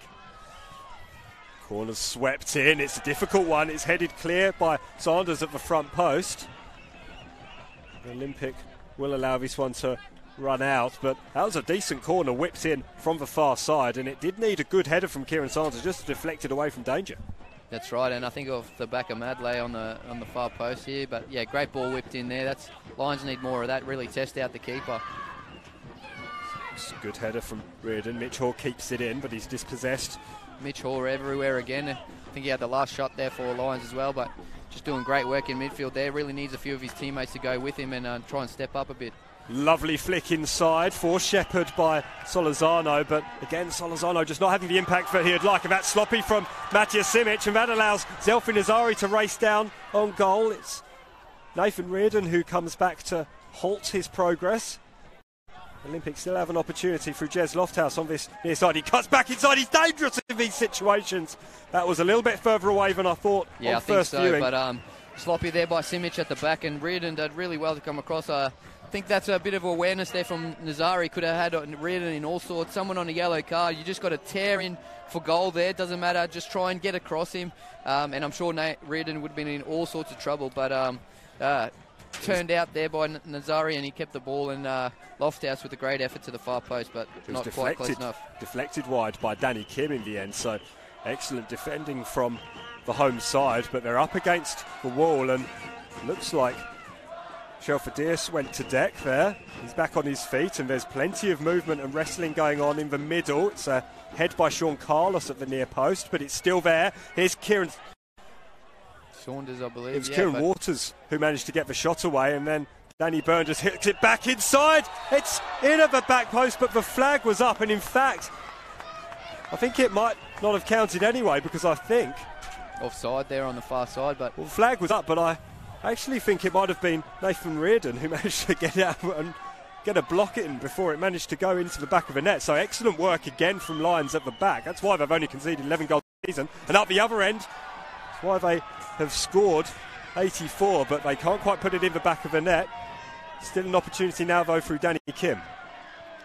Dispossessed, though, by Lofthouse, and Lofthouse does well. Skips past one, wins a throw-in off another Lions player. Brilliant work, Jez Lofthouse. Yeah, the game opening up a little bit now as players start to get a bit more tired, but again there, Shepherd in a great position. Real tough one to fire that one across the 6-yard box and find a man. It's a low percentage play, that one, where that position you either got to cut it back or try and dink it to the far post, but not to be for Lions. And it's interesting now. I really do like this time of the game when it starts opening up a little bit, and substitutes are going to come into it as the Lions physio seems to be running down this side. I'm not sure what the issue is. Looks like something behind us, so hopefully everyone's all right. We'll keep our attention on the field as Marek Madley squared up by Waters and wins a free kick. Waters isn't happy about it, but it looks a good decision from here by Matt Skinner, and an opportunity now for Lions to get themselves into a good position to deliver a ball into the box. Yeah, it looks like a supporter down on the backfield there, so physio and doctor, stretcher there as well. Hopefully they look after him and he's not too bad. We'll keep our eyes on that, but we will pay attention to this free kick as it's delivered in. It was a free kick conceded by Kieran Sanders in the end. Just done well to win that one there. He ran into a bit of a dead end, and good double teaming there from the Olympic players, but unfortunately they've given away a free kick here. It's difficult, isn't it? Sanders couldn't go anywhere, and it's excellent, intelligent work from Marek Madley to win the free kick. It's delivered now in at the near post, dangerous, into the top corner. What a header that is! And it is the man who comes in to the starting 11 for this game, Nathan Reardon, who gets his head to it. And he celebrates in front of the Olympic supporters. We're all square here in the National Premier League's Queensland Grand Final. Yeah, great call there, Simon. And perfect ball in from Thompson. That's what you need, low and hard. Reardon did really well there to rise above the pack, and sometimes that's just the nous to know that he doesn't even have to be facing the goal. It's almost hit him on the back of the head, nestled in the top corner, and he certainly did do the lap in front of the Olympic supporters, so I think they've been giving it to him all game, and he has had a bit of a tough time there, but yeah, Thompson with the perfect ball in, Great header by Reardon, facing the wrong way. Nothing the keeper could do there, and he certainly did. Haven't seen him run that fast all game, but he certainly knew who to run past, and he gave it to the Olympic supporters. A good banter there all around, and the contest is back on 1-1. We're all level here at the Lion Richlands, and I'll tell you what, Lions don't often concede more than one. And that's right. Hopefully my prediction of 2-1 with the last minute Madley goal comes to fruition. But Olympic, really need to get that tempo back in, and surely that'll give some Lions players a bit of extra energy in the legs. And really they have dominated possession without creating too many chances in the back end of that first half. It's been fairly even and open in this second half. They've done well to get back into it, but you're at your most dangerous, at your most at risk after you've just scored. That was a good cross and well dealt with in the end by the Lions' defence, but Olympic will continue to press and should be a fantastic second 45 minutes here. Absolutely right. The next 5 minutes very critical for both sides. You don't want to concede after scoring a goal, and you certainly don't want to lose two in the space of a couple of minutes here for Olympic. So maybe just that slowing of the tempo a little bit has affected Olympic and allowed the Lions back into the match, as the referee has a bit of a talking to some of the... Not sure he's actually talking to it was Shelford Diaz who managed to go into the back, I think, of Sean Carlos, and I think there was just a little bit of niggle. Perhaps a few things are being said. I'm sure. No doubt. Anyone who's played football knows that there's a fair few conversations that go out on the field that you wouldn't want to bring to the dinner table with your mother or your grandmother. Nevertheless, I will continue. It's a good ball. It was well dealt with by the goal scorer Nathan Reardon at the back, but he's up against it again with Zelfi Nazari bringing all his tricks out. Goes back to Steve White, who opened the scoring in the first half for Olympic, but a little bit of niggle coming in now, and Merrick Madeleine and Shane Stefanuto having a bit of a conversation just in front of us here. A few uncharacteristic errors creeping into the Olympic game there. Stefanuto, you wouldn't see him put it over the side like that too often, but Lions players really up for it now, and it's getting a bit physical. Hey, referee! Tell you what, there was plenty involved there. Yeah, you don't want to see it get nasty though. You want to see them get physical but fair. You don't need to be too overzealous. We're both teams very competitive, but you don't want to see those nasty ones creep into this game. Madleigh's as physical as they come up front, and he used his body to great effect there, and it was Matt Mundy who just got a little bit shirty and managed to put a shove on. It looked like as Madleigh was squeezed out by three. Thompson on it again though, another great area. Just put on that penalty spot and get boys flying in. Real tester here for the Olympic defence. Thompson with the ball, it's a good one into the mixer. It was the captain Simic who rose highest. You said it. Sometimes I think we're afraid to use that word mixer, but that is exactly it. That area there between good work by the keeper. That area just past the center, the 18-yard box circle and that penalty spot. Just put it in there, and it causes all sorts of havoc. There's plenty of height in both teams, to be fair. But as we've seen through that Nathan Reardon header, Lions can use it to great effect. That was good work from Danny Kim to get that ball out when Jez Lofthouse was looking risky again down this left-hand side. He's not been in the game too much in this second half, but he's such a threat, and Lions will do well to continue to close that threat down. But on possession now. Pace has just picked up slightly there. A few quick turnovers, so to speak, where players getting a bit more nervous now, and it's really getting to the pointy end of this match, and you don't want to be making mistakes. But great to see the scores level again. Two very competitive teams, and certainly the two best sides over the course of the season fighting it out here. Opportunity for the visitors, Olympic, to perhaps get something from this corner. It was Steve White who wandered over to take this corner, and he'll deliver it in now. It's another good corner. There's Lofthouse! And it's just wide of the goal. Tell you what, he was free as a bird there. He probably should have done better with that one. Maybe the long locks got in the way a little bit, but poor defence there by our Lions, which again you don't see too often. And didn't even have to jump, but unfortunately he's probably just too far past the near post. He's been left all alone from the corner. Really should have buried that one. It's again uncharacteristically sloppy from the Olympic from the Lions defenders. Yeah, I'm sure Warren Moon would be tearing what little hair he has left out, seeing someone that free there in the 18-yard box. He won't be best pleased, that's for sure. It's Kim just wears one a little bit there from Steve White. Play on is the call from Mitch Hoare. Mitch Hoare puts a delightful ball in for Merritt Madley, and he gets underneath it and really makes a bit of a mess of it, to be honest. Mundy is challenged by Mitch Hoare, and then was challenged again by Juan Carlos Solorzano. Mitch Hoare's probably been Lions' best player today and everything again, and perfect ball in there. We talk about right areas. That was a perfect ball in, right in between the defence, made the keeper come for it, and unfortunately Madley just didn't have that belief that he could get there, and he skewed his shot. Just too far ahead of him, wasn't it? And right, Madley normally would be able to gobble them up and put it into the back of the net, and we could have been talking about Lions taking the lead, and it wouldn't have been in the last minute, but your prediction would have been coming true. But still plenty of time for that to happen, 25 minutes or more. Mundy with the header off the goal scorer. His opposite number, Nathan Reardon's throw, and Reardon will have another opportunity now to deliver one into the box. We've seen from set pieces how dangerous Lions can be, and this is another opportunity to get the ball right into that dangerous area. Nadia Simic moving around. It's aimed towards Simic, but it's headed by Shane Stefanuto. Back in by Kim. Now flicked on by Carlos. Shouts of handball there, but certainly off Kim Stefanuto's again. chest. Madley still bouncing around, bit of head tennis. Kim once more hits it back in, but now it's hooked clear for Shelford Dias, and Dias all on his own, apart from Jez Lofthouse, and he can't squeeze the ball through to him, but still an opportunity now, perhaps for Zelfi Nazari. Now Danny Byrne cuts back inside. Byrne, it's off the lap of Reardon, and then Lofthouse, what a save! And it's a sensational save by Luke Berean. And he deservedly accepts the plaudits from his defenders. He has kept Lions level pegging in this game, and we'll have a look at the replay now. It was a good block initially. It fell kindly for Lofthouse, but how about that? Point blank, Luke Berean. Yeah, you're not going to see better than that. Even at an A-League level, Lofthouse again really should have done better. He could almost have a hat-trick. It's another brilliant save. It was Lofthouse again with the free header. Byrne hooks his clearance out. He flaps at it, does Luke Berean. It's still in there. And it's been taken off the foot of Kristen Waters. Tell you what, a bit of grand final scrap. Lions living by the skin of their teeth here. I'll tell you what, his lucky beanie's paying off tonight. A couple of great saves there, and Olympic can count themselves a bit unlucky. There's a classic goalmouth scramble. We'll have a look at it again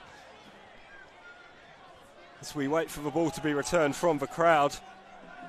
It wasn't Lofthouse in the end, it was Mundy. Lofthouse jumped ahead of Mundy, and then Danny Byrne hooks it in. Look at the flapping by Luke Berean. He gets a spot of luck there, and then it's hammered clear by Nathan Reardon. Big Waters up there as well. Probably the last person you'd want in that position, and it just fluffed his shot, unfortunately. Couldn't get a good purchase on it, but yeah, great work by Luke Berean. Stefanuto almost thought he was going to shape to shoot there, but he plays the ball back inside, gets it back.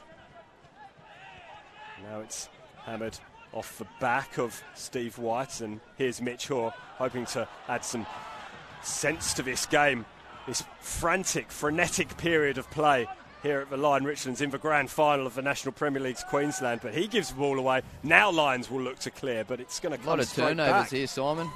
It's got scrappy, hasn't it? Here's Stefanuto. He gives the ball away to Sean Carlos, and Sean Carlos wins for free kick. Stefanuto has a big smile on his face and offers a little bit of advice to our Total Tools referee Matt Skinner. It was just a frenetic period of play.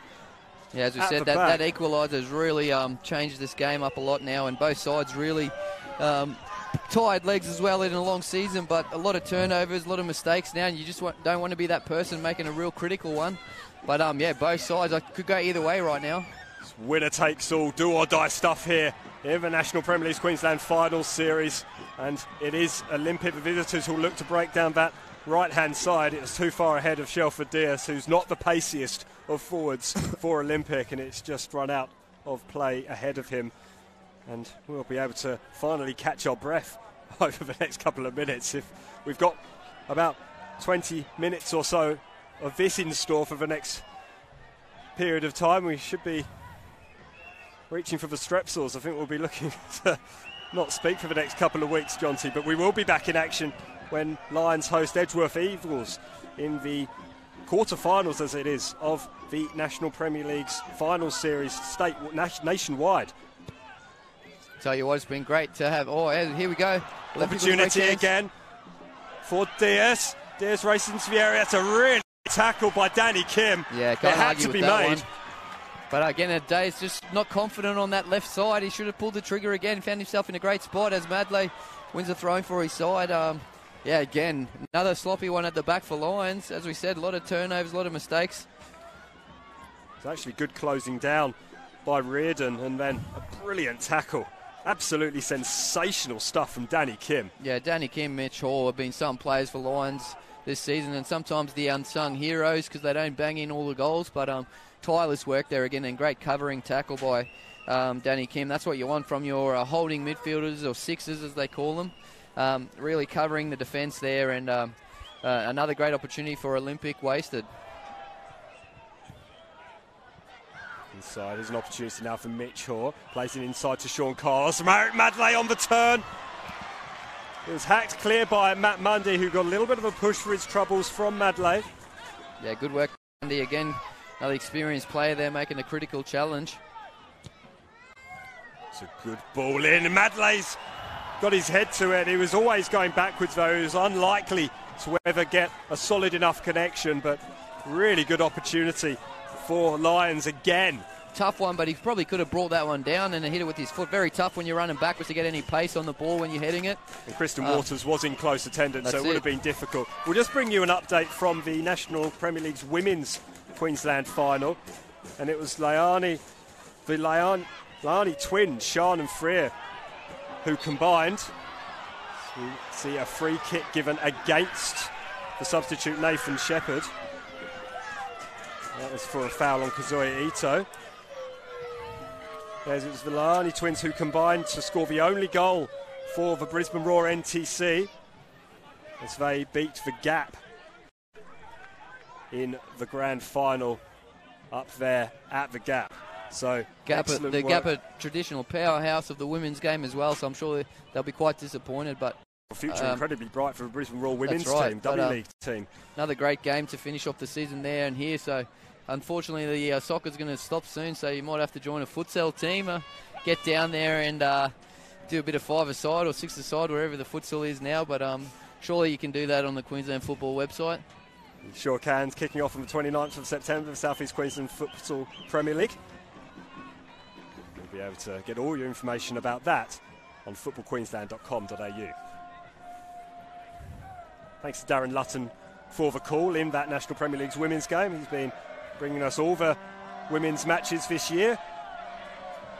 He's done a fantastic job as well. And Rafe Griffin bringing you all the Football Queensland Premier League matches, as well as last week's semi-final here between Lions and Moreton Bay United. It's an opportunity now for Juan Carlos Solorzano. Looks to play the ball into Madley. Madley goes down. He's looking for it though, and I think he was trying to con referee Matt Skinner, and Matt Skinner didn't buy a ticket for that one. Yeah, probably should have gone there earlier from Solorzano, just held on to it a bit long. But yeah, game opening up now. It's real end-to-end stuff. It's incredibly stretched, isn't it? The players will be really feeling it in their legs after a long season. That's right. And I mean, great work by the team here as well. It's really taken this game to another level with replays and great coverage. Really makes it great for the local game and for people tuning in at home. Here's Nazari. Nazari gets to the byline, far too far over the head of Danny Burton, who's not the tallest. No, that's right. And again, we talk about it often, just those wide areas, those critical final balls. That's probably the difference between the NPL and the next level up, is really finding that pass at the final third. Stefanuto tried to squeeze it through to Jez Lofthouse from the wide left, but here's Merritt Madley, and he goes down after a strong tackle from Kieran Sanders, and it was an illegal one, according to our Title Tools referee, Matt Skinner. And another opportunity for Lions to just catch their breath and get their foot back on the ball. The premiers from this season, Lions, they finished on top of the ladder, 7 points clear of Olympic in second, the top two teams in the States competing here in the grand final, and an unbelievable atmosphere being created by the supporters all around the Lion Richlands. We'll get a attendance number for you shortly. Thompson uses his body to play the ball back towards Reardon, and Reardon over to Simic, and now here's Josh Brindle South. Plays that ball forward towards Sean Carlos, gets the ball under control eventually. He's under pressure from Steve White. Back to Brindle South, looking for an option. That option is Marek Madley. It's fallen from Marek Madley, and he can't squeeze it across to Solorzano. Former Raw man, again, not having the best of days for 30-year-old Colombian. And that man Mundy there again doing great work at the back for Olympic. Certainly got his head in the game tonight. But a few challenges flying in now. It's great to hear the Lions supporters getting vocal as well. Trying to give it to the Olympic ones who've been fantastic all match today. Really created plenty of colour and atmosphere to the occasion. It's gone a little bit quiet now. Nerves starting to creep in perhaps as Mitch Hoare goes in for a 50-50 with Jez Lofthouse and wins it. Yeah, and wins the ball for Lions. Great anticipation there from Mitch. Thompson goes wide and behind where Shepherd was, but that'll allow Olympic to come away with it. Here's Lofthouse. A little bit casual from Lofthouse. He goes back to Stefanuto. Stefanuto gives the ball away to Shepherd. Awkward. Shepherd with the shot. That wasn't too far away. Worth the effort after the turnover. And Stefanuto, well, he would have been hanging his head a little bit had that goal gone in. That's right. I think very similar to the Olympic goal down this end, but I think Mooney had that one covered. He was hurrying to his left there as we watch this replay, but yeah, sloppy ball there from Stefanuto. And great effort by Shepherd, but not on target. Maybe Stefanuto might argue Saunders maybe a little bit ball watching and not quite anticipating that pass. But again, you got to find the mark. And as we see Olympic go for their first substitution with Danny Byrne, the captain taking a little bit of a rest now, and 12 on in Costa Saris. So lively young fella. One of those can either have a blinder or can go missing. So for his sake, I hope he has a good one. Had a great season last season, didn't he, Costa Pasaris? He always seems to be at the heart of everything that Olympic were able to achieve, but he's had a less influential part to play this season, playing predominantly from the bench. He's a mighty fine player to be able to bring on and has plenty of pace to be able to inject that and stretch the game even further. Ball comes in from Thompson. It's a poor one. Yeah, not a great one there. But Lions seem to get him more joy out wide here, as Olympic did in the first half. And Olympic really finding it hard to get out at the moment. They trap deep in their half, and I'm sure their coach would not like to see this too much longer. It was the pressure that was brought on to Olympic that eventually, I guess, led to the goal. It was a sustained period of pressure that Olympic were able to absorb in that first half, towards the end of the first half. And in the second half, while the game's been open, it has been Lions who pulled level for a fantastic header by Nathan Reardon. And that's why we are all square here at one apiece at the Lion Richlands in the grand final of the National Premier League's Queensland. It's good press from Olympic though, and Kieran Saunders just going in a little bit on his opposing captain, Matija Simic. Kim hooks it forward, only onto the head of Waters. Mitch Hoare mopping up, as he's done so many times so far, both this evening and this season. Simic turning into a little bit of trouble. Still in a little bit of trouble, but he's helped out by Josh Brindle South, and Brindle South needed to make that intervention there as Borean hammers the ball forward, but it's right onto the head of Nazari, who's dropped deeper with the introduction of Costa Pasaros. There's an opportunity now, and the shot comes in. Not a bad effort from Steve White. He scored the goal in the first half. That one was left well alone by Luke Borean. He was confident it was going wide of the far post, but as we see from the replay, it wasn't all that far away. Yeah, sized up his left foot there, but unfortunately not on target for him. But did well again, stayed composed, didn't rush himself, but you really got to find the target there to trouble that keeper. Luke Borean taking his time, and again, the pace of this second half has been absolutely phenomenal. It's been end-to-end stuff. Frenetic football. A lot of hands on hips and a few players hands on knees, so these final 15-20 minutes are really going to see who has their medal up top and mentally.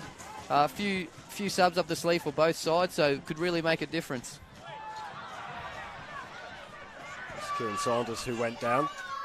And it was Juan Carlos Solorzano who hasn't had a great impact. Free kick's taken quickly, and Madley has pounced on that, and it needed Nick Mooney to race out of his area in order to snuff out that threat. Sloppy from Olympic. Again, you just need to get your foot on the ball. and control possession for a period of time. It's been such a high-intensity game. Yeah, the tempo's been so up as Costa Passaros just injects a little bit of pace, and then Steve White gets clattered to the ground. Yeah, I think Nathan Reardon who's down, but good challenge by him. Maybe a bit of a cork there, but both players going in nice and hard and nice and fair. So probably the right decision being a corner. I'm sure Nathan Reardon's feeling his age right now and wishing that was a free kick, but a bit of a better ball in there by Passaros, I think. See the replay, it was... Yeah, one of those. I mean, it's a good clearance. I think maybe at halfway the referee probably gives that free kick to Reardon, but nevertheless a great opportunity for Olympic. Juan Carlos Solorzano trots back in order to bolster the defence. Every single Lions player further back. Both, I think, Shelford Diaz getting substituted here, so interesting to see who's coming on for Olympic. Shelford Diaz is coming off. And he has put the work in, Shelford Diaz.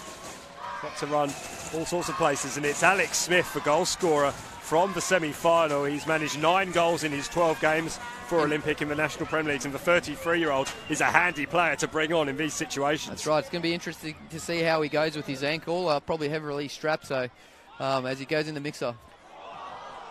I'll tell you what. Kristen Waters who got the head to that. And great ball in, and he really should have done better there again. And we talk about free headers. That was probably not free, but if you can get your shoulders and head to the ball without anyone challenging, you really should do better.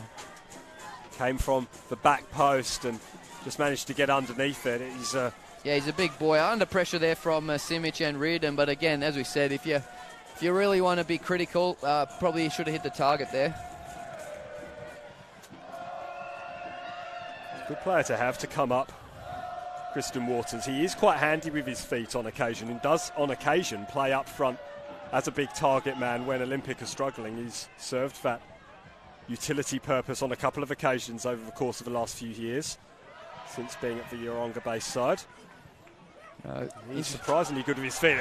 Merrick Madley just can't get that ball from under his feet, and it allows Kristen Waters to clear. That was a good opportunity for Lions. That's right. Long ball over the top. With Smith on now, he's really good at getting in between those lines, so it'll be interesting to see where he floats, especially in defence for Olympic. But definitely a goal sneak, and they'll try to get him on the ball as much as possible. If his ankle is troubling him, it will be a case of getting into the penalty area and waiting for the balls to be fed into him. And perhaps trying his luck from set pieces for Alex Smith, and he is more than capable. He didn't have a great time in the A-League when he spent time over in New Zealand with the Phoenix. I don't think too many players who go to New Zealand have a great time in the A-League, to be honest, Simon, but we'll leave that one there. I wasn't going to say that, Johnsy, but no, you're right. He played 41 games and scored just for 1 goal and got plenty of minutes in those 41 games. They weren't just minute cameos at the end of matches, so it didn't quite work out for him. He's been around the traps a little bit since then, playing at Oakley and over in the States with FC Dallas. Even popped up at the Sunshine Coast at the start of the season before joining Olympic for the back end of the season. And he's made a real difference to this Olympic side, just managing to score goals and score plenty of them, as has this man, Merrick Madley, who goes down under the challenge of Stefanuto, and he's holding his ankle, is Merrick Madley, and still on the ground as Olympic break, and then Alex Smith gets clattered fairly. Great challenge, yeah. By Nathan Reardon, and Stefanuto gets a little bit of a push by Mitch Hoare. It's all starting to fire up a little bit. That's right, even Stefanuto's hair is a bit out of place now, so that gel wearing off a bit, but yeah, not happy with that challenge there from Mitch Hoare. Must be flustered if the hair's out of place. That's right, Alex Smith as well wore one there from Reardon, great shot, so not showing too many of a bit of a hip thing there, so he's done well to try and keep that on the down low, but he certainly felt that one. That would have been a good test for the ankle early doors, just to see how he's feeling after a pretty rough treatment at the end of the game from Western Pride.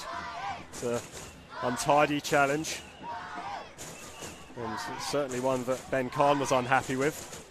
As you can imagine, he was forced to start his star striker on the bench today, but it's a key player to come on, and there may be plenty of time remaining. Only 7 minutes or so of regular time remaining, but of course if it's still 1-1 at the conclusion of the 90, we'll have another 30 minutes of extra time. So I'm sure most of the supporters here won't be too disappointed about it. It's been a great contest, but with not much time left, it certainly leaves the door open for someone to be a hero. Perhaps your man Marek Madley, as per your prediction. Here he is now. He's crowded off the ball by a combination of Mundy and Stefanuto, and then he clatters into the back of Stefanuto and concedes a free kick. And that was unnecessary from Madley. And Stefanuto is just having a word with the assistant on this near side, Joey Lee.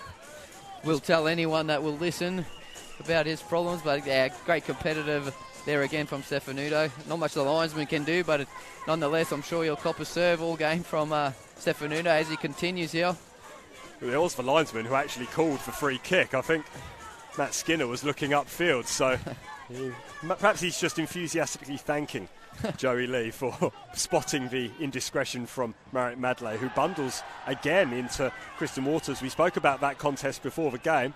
6 of one, half dozen of the other is the opinion of Matt Skinner on this occasion, as Shepherd puts a ball in just over the head of Juan Carlos Solorzano. Again, it's not been his night for Lions, has it? The former Mooney certainly has done a great job for Olympic there in goal. Again, just gobbling that one up, and a bit of an aimless kick downfield, but I think everyone's feeling it a little bit as Olympic to look to counter here. They really need to get advanced in the Lions' defensive third and get that ball to Smith and see if he can come up with some magic. It's a poor touch, wasn't it, by Matthias Simic, and that's a glorious ball for Costa Passaros, and Costa Passaros gets there ahead of Josh Brindle-South. Brindle-South deflecting that ball up into the air, but it's still there for Costa Passaros. He can't quite take the ball under control, though, and Costa concedes against Sean Carlos. That's probably the benefit of having Passaros there instead of Danny Byrne, with all due respect to Danny Byrne. A lot more pacey from Passaros to retrieve that ball, but not the guile of Burns, and sloppily giving that ball away, which he did well to retrieve. And then a poor foul there as well, where Sean Carlos going the wrong way, and probably better to just let him have the ball and then press them. Mitchell was just stretching out the hamstrings there. He's just feeling a little bit as Mundy goes right over the top of Solorzano. Yeah, harsh one there on Solorzano. Not much you can do when the defender climbs all over the top of you, but usually the way they give that to the defender. The whistle go, and you assume the free kick's going in favour of Lions in that situation, because Matt Mundy really did get a run and went on to the top of Solorzano. Tried to go for a piggyback ride. It's late in the game. Perhaps he's trying to rest his legs, but it was a tough one. Yeah, but again, Mundy with some great work there at the back. He's a very tough competitor, and not much has got past him tonight, that's for sure. Yeah, I'm really not sure what Juan Carlos Solorzano can do there. Matt Mundy attacking the ball. If anything, it was nothing. May as well have allowed play to continue, Matt Skinner, but the wash-up is that it's a goal kick that will be taken by Luke Moran away to our left. Interesting to see the time added on here. We haven't had too many stoppages or substitutions, so shouldn't be too much more than a couple of minutes. Not been too many at all, as Kazuya Ito just races through and mops up that loose ball. It was high, and that was the appeal from the Lions players, but that's not the opinion of Matt Skinner. That's an untidy one, and another free kick given against the Lions player, and it was Kristen Waters who went in over the top that time. Yeah, Sean Carlos there in a bit of pain. I don't think too many players would like Waters coming down on them, but yeah, good call there by the referee. Waters certainly deserved that free kick, and Sean Carlos coming off second best there. Waters really did ride over the top of the rather slight figure in comparison of Sean Carlos, although most players on the field look slight when compared to the big Kristen Waters, a big number 4 for Olympic, who's been rock solid at the back. And Olympic have all the play now as we close in on the final 3 minutes of regulation time here at the Lion Richlands. It's Lions 1, Olympic 1 in the National Premier League Queensland Grand Final. Simon Smale and Jonty Richter bringing you all the action on the Football Queensland live stream. That's sloppy from Kristen Waters. An opportunity now for Solorzano. Solorzano plays the ball through towards Shepherd, and then Madley gets a shot away, but it's blocked brilliantly by Mundy. Excellent defence from Olympic. Yeah, great covered defence there by Mundy. Again, he's been excellent there at the back for Olympic. Sloppy again. I think both sides making a lot of errors now late in this contest, but yeah, Lions, they're disappointed they didn't do better with that opportunity as the Olympic, Sean Carlos, good tackle there, twice by Mundy actually, but Olympic supporters really giving it to some of the Lions players there and trying to encourage their own players to clear this one. 2 minutes remaining. We'll keep our eye on the board. And fourth official Jason Crowe is getting that ready as we speak. It'll be a long throw into the middle. And the Lions, they'll be hoping someone to get on the end of it. Madley was crowded out of it somewhat. Lofthouse is forced to play the ball back towards his own goal, and it's hacked clear by a sliding Kazuya Ito. Ball goes out for a throw, and Lions will build again from the back through Andy Thompson. Both coaches up out their seats now in the battle of the puffer jackets. Both coaches, I don't think whether it's 25 degrees or 8 degrees, they both got those jackets on, so maybe a bit of luck for them too. But yeah, that's cold for Queensland, Johnson. That's right, mate. But Saunders there with the rush clearance and gives the opportunity to Lions here, getting deep in Olympic territory. Just Basaros with the challenge. It's hooked in and then hooked away. Mitch Hoare mops up as he's done so well all game. Here's Reardon, who equalised for Lions in the 58th minute. He plays that ball in towards Madley. Madley can't quite get any direction on that header, and that's excellent work by Zelfi Nazari, who has been good for Olympic up top. He's worked so hard. That's right, and he does that dirty work, as we said, and sometimes doesn't always get the plaudits for it, but he's been excellent up there for them, not only in attack but in defence as well. Just Basaros has switched sides with Jez Lofthouse. Lofthouse operating on the right now and is in acres of space over on that far side. If Olympic can conspire to get the ball over that side, they could have some problems, Lions. It's trapped on this side with Shane Stefanuto for the throw. A bit too far from Stefanuto. And then Nazari is bundled out the way by Andy Thompson, and it's shepherded out by Reardon for a goal kick. Luke Berean will look to get this ball clear. It is 4 additional minutes at the end of normal time here in the National Premier League's Grand Final. There is nothing to separate these two sides. Lions 1, Olympic 1. It finished 1-0 to Olympic in round 3 at Goodwin Park. 1-0 to Lions here at the Lion Richlands back in round 16. And Lions won the only other encounter between the two sides this season in the FFA Cup round of 32 back in July. 3-2. There was late drama in that game. Will there be late drama in this? And you'd think there probably will be one more opportunity for one of these sides here tonight. But yeah, again, Thompson on the ball. He's whipped in a few nice balls for Lions, and let's see if he can do it again. Olympic have put everybody back. Lions not committing everybody forward, but the ball comes in now from Thompson. It's a good deep cross. It was Madley who's there, just making a nuisance of himself. Mundy again with some great work at the back. He's been good, Mundy, for Olympic. A little bit of niggle on occasion, but he's done what he's needed to do, particularly defensively. Ball is headed back away by Christian Waters. Can White get this ball under control? Brilliant tackle by Kim. Excellently timed. Here's a substitute, Shepherd. Opportunity for the goal scorer, perhaps. Reardon goes down. Now this is a good opportunity, deep into injury time. Yeah, Reardon making a nuisance of himself up there. There's a bit of afters from Mundy and Saunders. I don't know what they're doing. That's silly from Saunders. No need for that. It's already a free kick.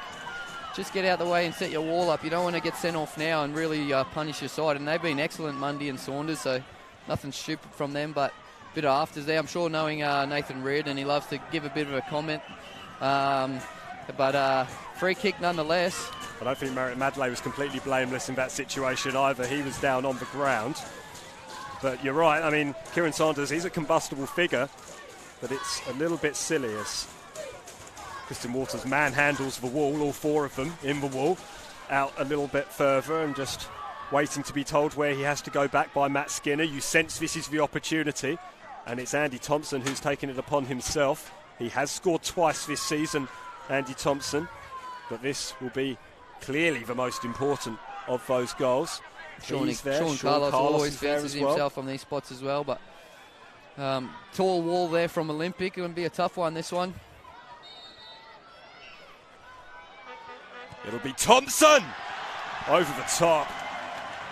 Never going in, that one. A lot of pace on it, but yeah, never going to trouble the keeper. That wall was, I mean, that's probably one of the shortest distances I've seen this season from a wall. Sometimes they can have them back about 28 metres, but that certainly was 9.3. Looked right on the limit of legitimacy. that wall. That's lovely work over on that far side by Jez Lofthouse. Lofthouse has done brilliantly to win a free kick in that situation. And there's still time for drama, this time at the other end. Yeah, great opportunity here for Olympic, and hopefully they can do better with their free kick.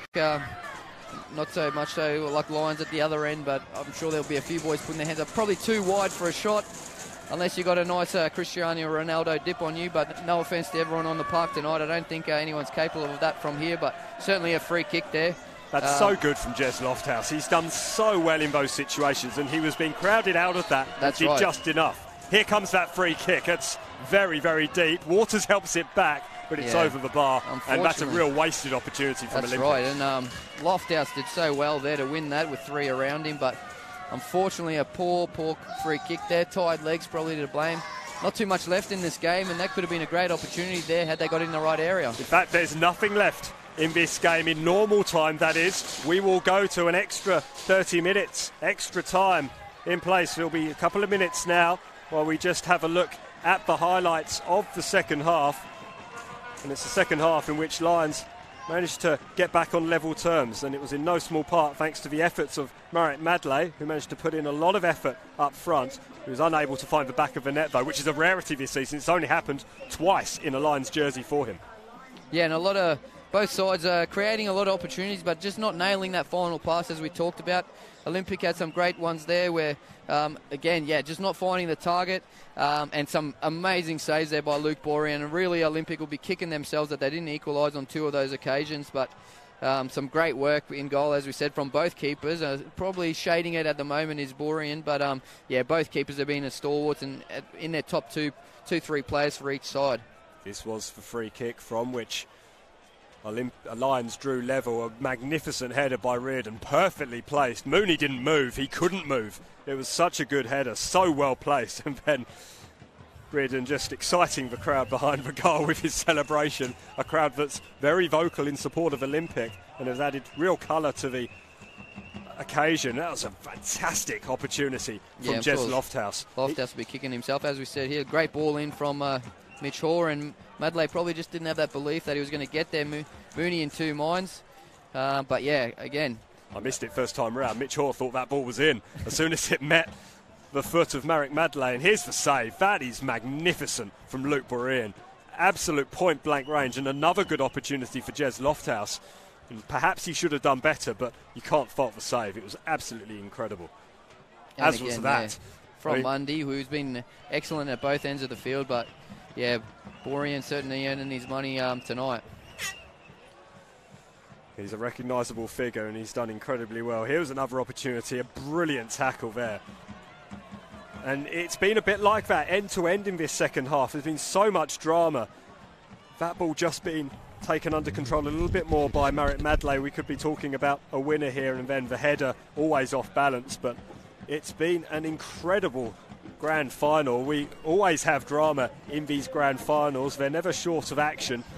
And we will now have an extra 30 minutes to enjoy. 15 minutes each way for the uninitiated. Yeah, it would be interesting to see who stands up for either side now. A lot of tired legs out there, as we said. I think one sub up the sleeve for both sides. And just to confirm, they can't make a 4th substitution, which was a massive error by the referees last week, unfortunately. But both sides, I think, 1 substitution left. And it's gonna be critical. But I think Mundy's probably shaded it out of the defensive players tonight. Been excellent at the back, as we said. Some great cover tackles.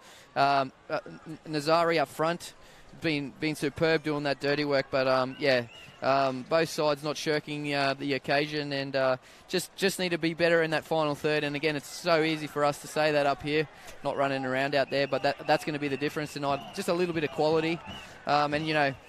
Smith on that A-League experience, he's got that. Salazano, A-League experience, he's got that. Madley, as we've talked about, great goal scorer. Lofthouse still there, who scored some spectacular goals this year. So we're really looking to one of those 4 players to do something magical here and steal it for their side. That's been a remarkable game so far. Olympic have made 2 substitutions, Shelford Dias and Danny Byrne both being withdrawn in favour of Costa Passaros on Alex Smith. Nathan Shepherd is the only player who's come onto the field for Lions so far, so they've still got 2 substitutes up there sleeve. You'd expect perhaps Carter Glockner to come on and open up the game with his pace, and maybe even Chris Marr with his experience, able just to use his head. But at what point in extra time do you start thinking about penalties, Chauncey? Oh, look, I mean, really deep into that second half. You'd probably rather win it here. I think both sides good experience and some two great goalkeepers. I think most of the players don't want to get to penalties with seeing these two, Mooney and Borean, in goal. So it'll be interesting. But, yeah, maybe we get a winner in this extra 30 minutes. Nothing separates these two sides after 90 minutes. Will the extra 30 do the business? Here in the National Premier League's Grand Final, Matt Skinner looks at his watch. He gets things underway with Olympic in the dark blue, kicking from left to right as we enter extra time. 1-1 at the end of normal time between Lions and Olympic. And Jez Lofthouse racing downfield, but he's run up a blind alley and is dispossessed. And now a free kick, and we're going to see a yellow card, are we? No, just a speaking to. And there have been a couple of niggly fouls creeping into this game, Johnsy, and you'd expect that in this game. You'd expect that at this level and with so much at stake. Neither side want to back down, and neither side want to ever look like they're going to be dominated in any physical confrontation. That's right, and both sides getting quite physical, as you said, but in a very competitive way, and fair play to the referee again. He's had an excellent game so far. Not too many talking points from his point of view, but yeah, we'll see how this one unfolds. Josh Brindle South just overcommitted there somewhat, and he was fortunate perhaps that Costa Psaros allowed the ball to run out, but nevertheless, we have two balls on the field, so Luke Breen will just wander over and get this ball out of play. And Lions would do well to just wait to make sure that he is back in position before getting play out, and that's exactly what Josh Brindle South does.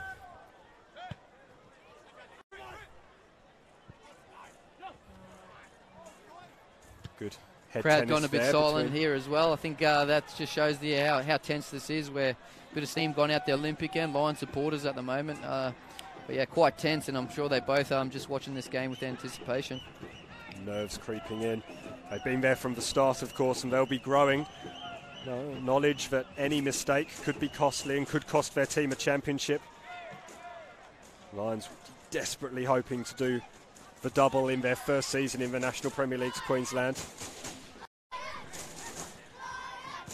Moving the ball around well. That's a sloppy pass. Yeah, poor decision there by Carlos. But yeah, a lot of misplaced passes creeping into this match as players get quite tired now towards the back end of this match and this season. It's a solid header by Reardon. It's going to be coming straight back towards him. Lofthouse touching it off to Stefanuto. Stefanuto does well to keep that ball in, despite the protestations from the Lions bench. And then a slip by White allowed Mitch Hoare to pounce. And here comes Juan Carlos Solorzano. Madley's in the middle. Mitch Hoare's arriving. Solorzano's plenty of time. Mitch Hoare couldn't get a touch. I think he tried the old behind the leg one there, but yeah, unfortunately made no contact.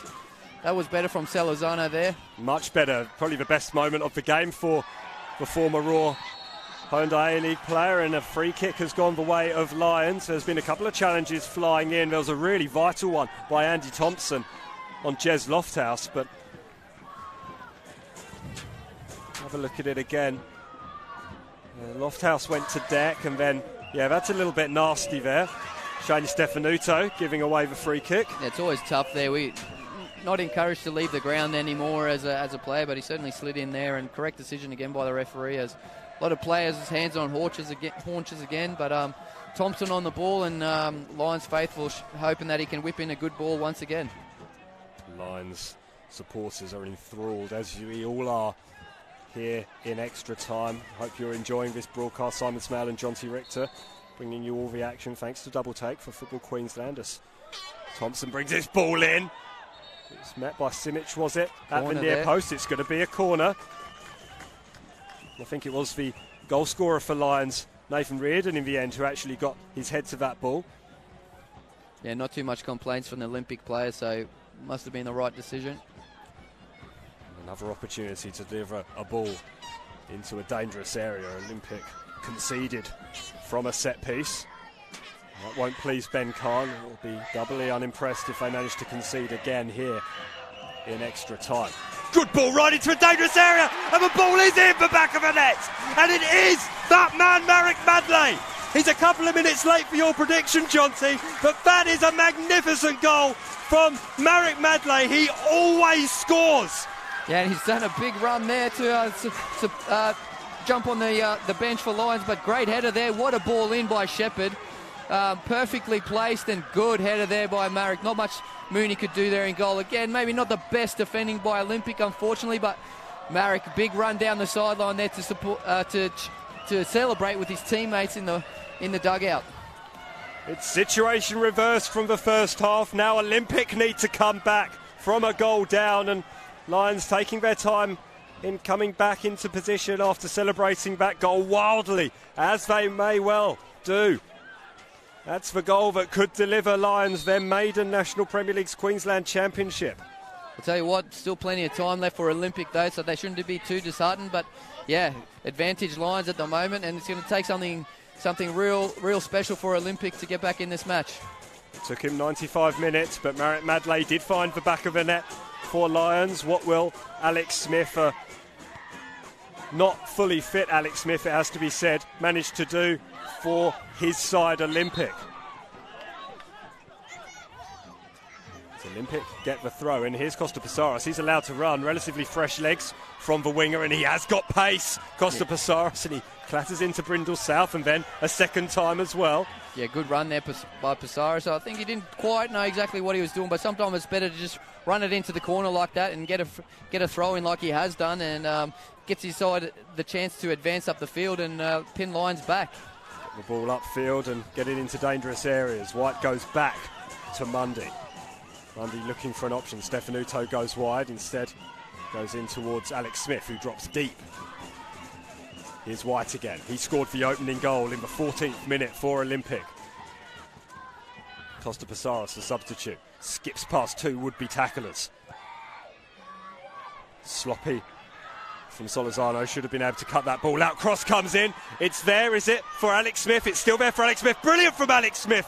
There were four Lions players around him, and Alex Smith still managed to get a shot away, but it came off one of those defenders and out to this near side. But here's Kazuya Ito under pressure from Shepherd, and now Mitch Hoare does well to squeeze that ball upfield, but it's going to come straight back. Kim hammers it back towards Kristen Waters.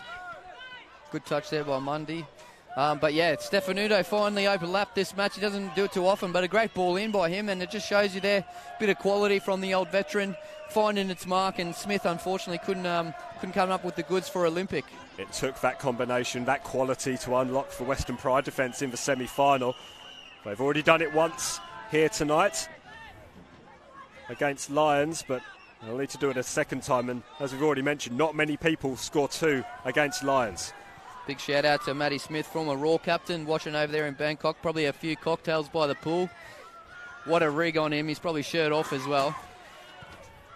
You have an obsession with people's rigs, Johnsy. Here's Marek Madley. Marek Madley backing into Mooney. Mooney does brilliantly to dive in over the top.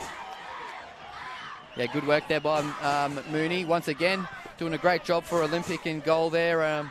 Madley just found himself facing the wrong way there. But yeah, nonetheless, great work from the Olympic keeper. Dangerous ball back. And that's coming in our direction. It might not even go out. That's an excellently weighted ball. Poor decision there by Shepherd, but just gifts it to Kazuya Ito. There he is. He throws his arm up, actually, Luke Berean, when he saw that decision. Marek Madley's still down. So Lions at the moment down to 10 men. We saw a situation early on in the game that forced Jason McQuarze off the field, and what will Lions do now that they've gained possession? I'd say that Sean Carlos will help this ball out. Straight away there, just found the sideline. So old Andrew Vetter working overtime for the Lions physio tonight. He's had a few in the first half, and now Madley here, as well as a supporter who unfortunately I think got taken to hospital in an ambulance. So we really hope that guy's all right. Looked fairly serious, so thoughts are with him anyway. But nonetheless, a few worried faces here staring Marek down as the clock ticks. Not many people have moved from their positions, and you can't blame them. It has been a fantastically engrossing game. Everyone on the edge of their seats or standing on the tips of their toes trying to catch a glimpse of the action. Don't know who. Really good crowd here. That's right, and I don't know who's going to favour this stoppage. Olympics certainly trying to get back in this match. I think Lions were happy to just keep this game rolling on, but both sides get an opportunity now to go have a chat to their fellow coaches and have a quick drink, and a few discussions going on here and there between players, and just shows the nature of the contest. Still certainly in this Olympic, but yeah, they really need to come up with something, and something soon. What does a coach say in these situations, Johnsy? What can you say in these situations? Probably just calm down and try and keep the ball a little bit. As we said, a lot of turnovers, but even from a coach, it's easy to say that. I mean, these guys have been out there for what will be 2 hours once this game's finished, and yeah, it's just that final pass again. There's going to be a lot of space out here, and sides are going to get the opportunity. It's just they've got to slow down in that final moment and pick their spot. It's so easy to say, but yeah, too many players get in that position and just rush things. Madley looks like he's going to be helped from the field, and that's not good news for Lions. They do have options on the bench. Still 2 substitutes remaining for Warren Moon to shuffle his pack.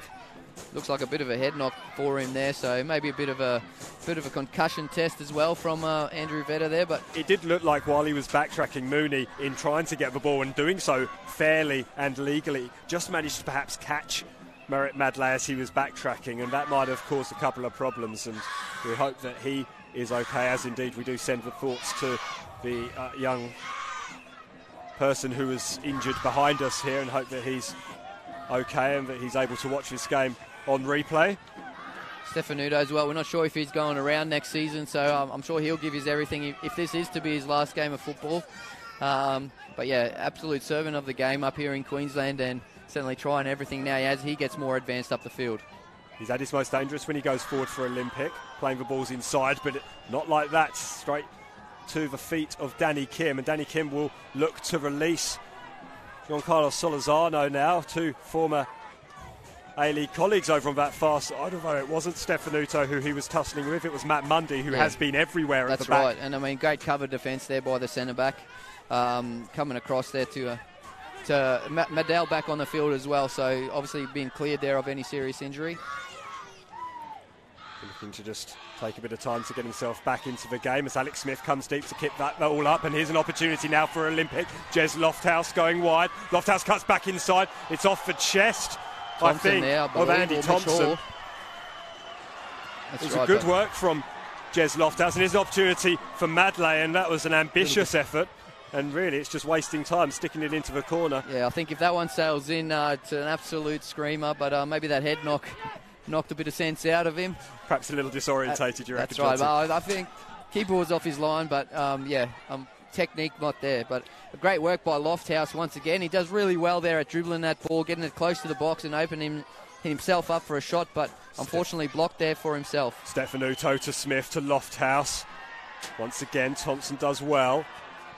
He gets that ball out to Carlos, and now Carlos upfield to Solorzano. In comes Mitch Hoare, and Solorzano gives away a free kick. He's not happy with it. Madley looking to the bench as well. I'm not sure if he's signalling that I don't need to be subbed or I would like to be subbed, but certainly putting his hand up there to the bench as the physio up off his seat again, as Stefanuto in a great area. Stefanuto inside to Smith, or at least in the direction of Smith, but it's that captain, that man again, captain fantastic for Lions, Matthias Simic, who's there to read the situation and snuff out the danger. He only puts it at the feet of Matt Mundy, though, and he puts it back out wide to the new substitute, Costa Passaros, and Passaros has Ito on the overlap. That's a great header by Smith. Good ball. Really good opportunity. Yeah, I mean, we talked about it, hitting those areas, and that was, again, someone of Smith's calibre. You could argue that's a free header, and again, you've got to make the keeper worth. Probably just trying to put too much. Yeah, I mean, good cover defence by Thompson, but Smith with the front running there, he's got to bury that one, and someone of his quality really should have buried that in the back of the net. But again, just trying to put too much on it, and it's over the top as Marek down on the ground again, which looks like he'll be substituted. Looks like game over for Merritt Madley, and he is applauding the crowd over on that far side. We're going to see a substitution. It's going to be Chris Marr who comes on, the 26-year-old who feels like he's been around for about 100 years, particularly around Football Queensland competitions. He's played for Strikers, Mitchelton, Rochdale, played with you at Strikers for a number of years, John T. He's a cool head to bring on in these situations. Yeah, that's right. He can. He's got some great ability, Chrissy Marr, just all in the head for him. So he does a lot of coaching as well. So I'm sure a lot of his young fellows will be here screaming, "Ooh, Chrissy Marr," and hopefully he can come up with something special as well. That injury to Marek Madley, we may well see a couple of minutes added on at the end of his first period of extra time. We'll await to see the board. Should be imminent with just 20 seconds or so remaining. Alex Smith was offside, but Jez Lofthouse has got a run on here. And what on earth is Luke Boreen doing? Well, you could judged argue it well in the end. He did enough, and Lofthouse did extremely well there to evade him for one, but just couldn't regather. It's one of those, maybe a more experienced player would have just left the leg dangling in there and copped a hit from Borean and won the free kick. But as we see here, great ball in there. Smith did an excellent job of not touching that ball being offside, but he stopped the clock there as Olympic supporters got a few security guards coming over just to have a word. I think a few getting a little bit ambitious there and giving it to Borean, which he loves, but yeah, we don't need that. They've been great all night, the Olympic supporters, so hopefully they don't ruin it now, but really have been tremendous for the Olympic side. Yeah, security has been called over, I think, on the advice of Nathan Reardon, who I think had something thrown in his direction. It might have been liquid, but nevertheless, it's not something you want to see. We'll ignore that though, focus on the action on the field. There's been plenty of it. Opportunity now over on that far side. Great battling over there. Mundy, Stefanuto coming back to help. It's a substitute Chris Marr with the audacious back heel. It's worked out for Lions though. Here is Chris Marr. He's closed down brilliantly by Zelfi Nazari. Nazari is mugged in the end by Chris Marr. Good work by both players there. That's sensational work. And again, great battling, tenacious work from both players. Here's Sanders. There's going to be a little bit of push and shove here, and I think this has been brewing. Kieran Sanders with a bit of an ugly tackle. He ended up taking out his own man. Cleaned up his own player there, just trying to smash anything that moved, but sloppy pass. And yeah, again, 2-footer, that's a disgrace, man. You don't need to do that, as we see all players in there. He didn't need to do that. He's a better player than that. That's not very intelligent from Kieran Sanders. He does have a short fuse. The yellow card is out. And Mitchell has a right to feel aggrieved. To be honest, he's lucky to get away with a yellow there. I mean, you really don't want to see that. He's almost done more damage to his own teammate. Yeah, Steve White would have been pretty upset had that been the situation there as well. Referee doing well here. Linesman in on the field as well, all happening. Coaches up. Security ushering away. Big Rob there, just checking on the Olympic supporters, getting a bit overzealous there, but yeah, again, really hope they don't ruin it because they've been superb this evening. But all handbags and 6 paces here, and the referee's got it under control. Ref! I mean, the kick, that is stupid from Mooney. He's just ran over and clocked one of the Lions players. That's ridiculous. It's getting stupid now. Referee just needs to get on with this game, get the ball down, get them playing, because both sides just need to get on with it. Chris Marr in the thick of the action there. Yeah, that's silly from Mooney. I mean, he's had a superb game, and he doesn't need to get involved in that. There may be further action here. A bit of a discussion between our Total Tools. I mean, to be fair, that probably is a yellow card, but yeah, let's just get this game going, referee. It's been played in a fantastic spirit so far this game. It's got a little bit untidy here in extra time as tensions rise and what's at stake suddenly becomes more evident. Thompson on the ball again, who has been superb, but yeah, Olympic need to just keep their heads here as well as Lions. We don't need to see it get it too out of control, but obviously a lot of passion and feeling in this grand final. Matt Mundy, who's taken captaincy duty since Danny Byrne left the field, just got a talking to from Matt Skinner, telling him to calm his team down. Might be an opportunity perhaps for Lions to get the ball into a dangerous area. Jez Lofthouse just shy of the required 10. That's a decent ball into a decent area. It's Matija Simic with the air swing. And now Olympic will look to break quickly, but they can't get the ball past the substitute Nathan Shepherd, and that's nasty by Costa-Passaros, right in front of us here. Yeah, Costa-Passaros is going to get a yellow card. He's not happy with that decision, but it's the right one. I mean, he knew exactly what he was doing, and he's probably never going to win the ball there, but really getting heated now, so referee needs to take control of this match. A lot of feeling in this one, and both sides not shirking it now, but Olympic, they don't want to get too hot and heavy. They want the pace to stay high tempo. They don't want it slowing down like this.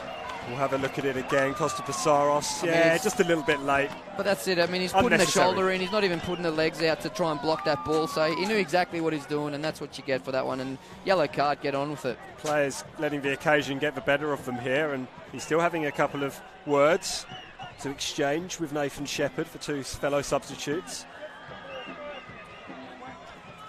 And now we're going to have another trot over to the far side, perhaps to have a word with the Olympic bench. Jez Lofthouse must have felt a little bit guilty. Yellow card for one of the officials there for Olympic. So obviously said something untoward, and the linesman picks it up on that far side. So fair play to that linesman. But yeah, come on guys, keep your heads, man. This has been an excellent game and hard and fair. Just nothing stupid now. Somewhat tarnishes what has been a fantastic game thus far. This first period of extra time feels like it's gone on forever.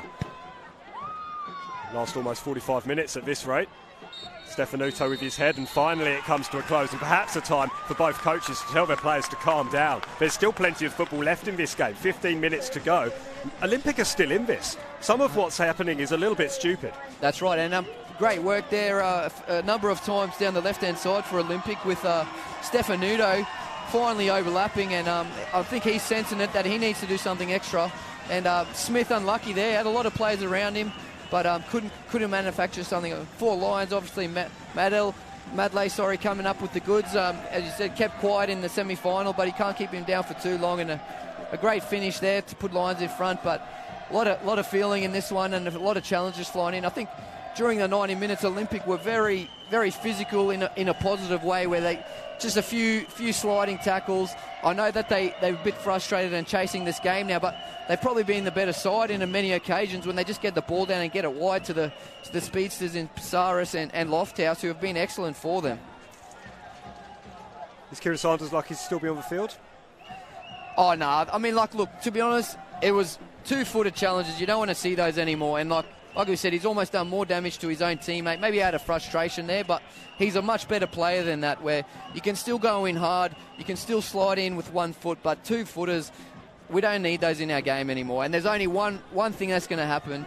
If you go through the ball, you're going to injure someone. And in that case there, it could have been his own teammate.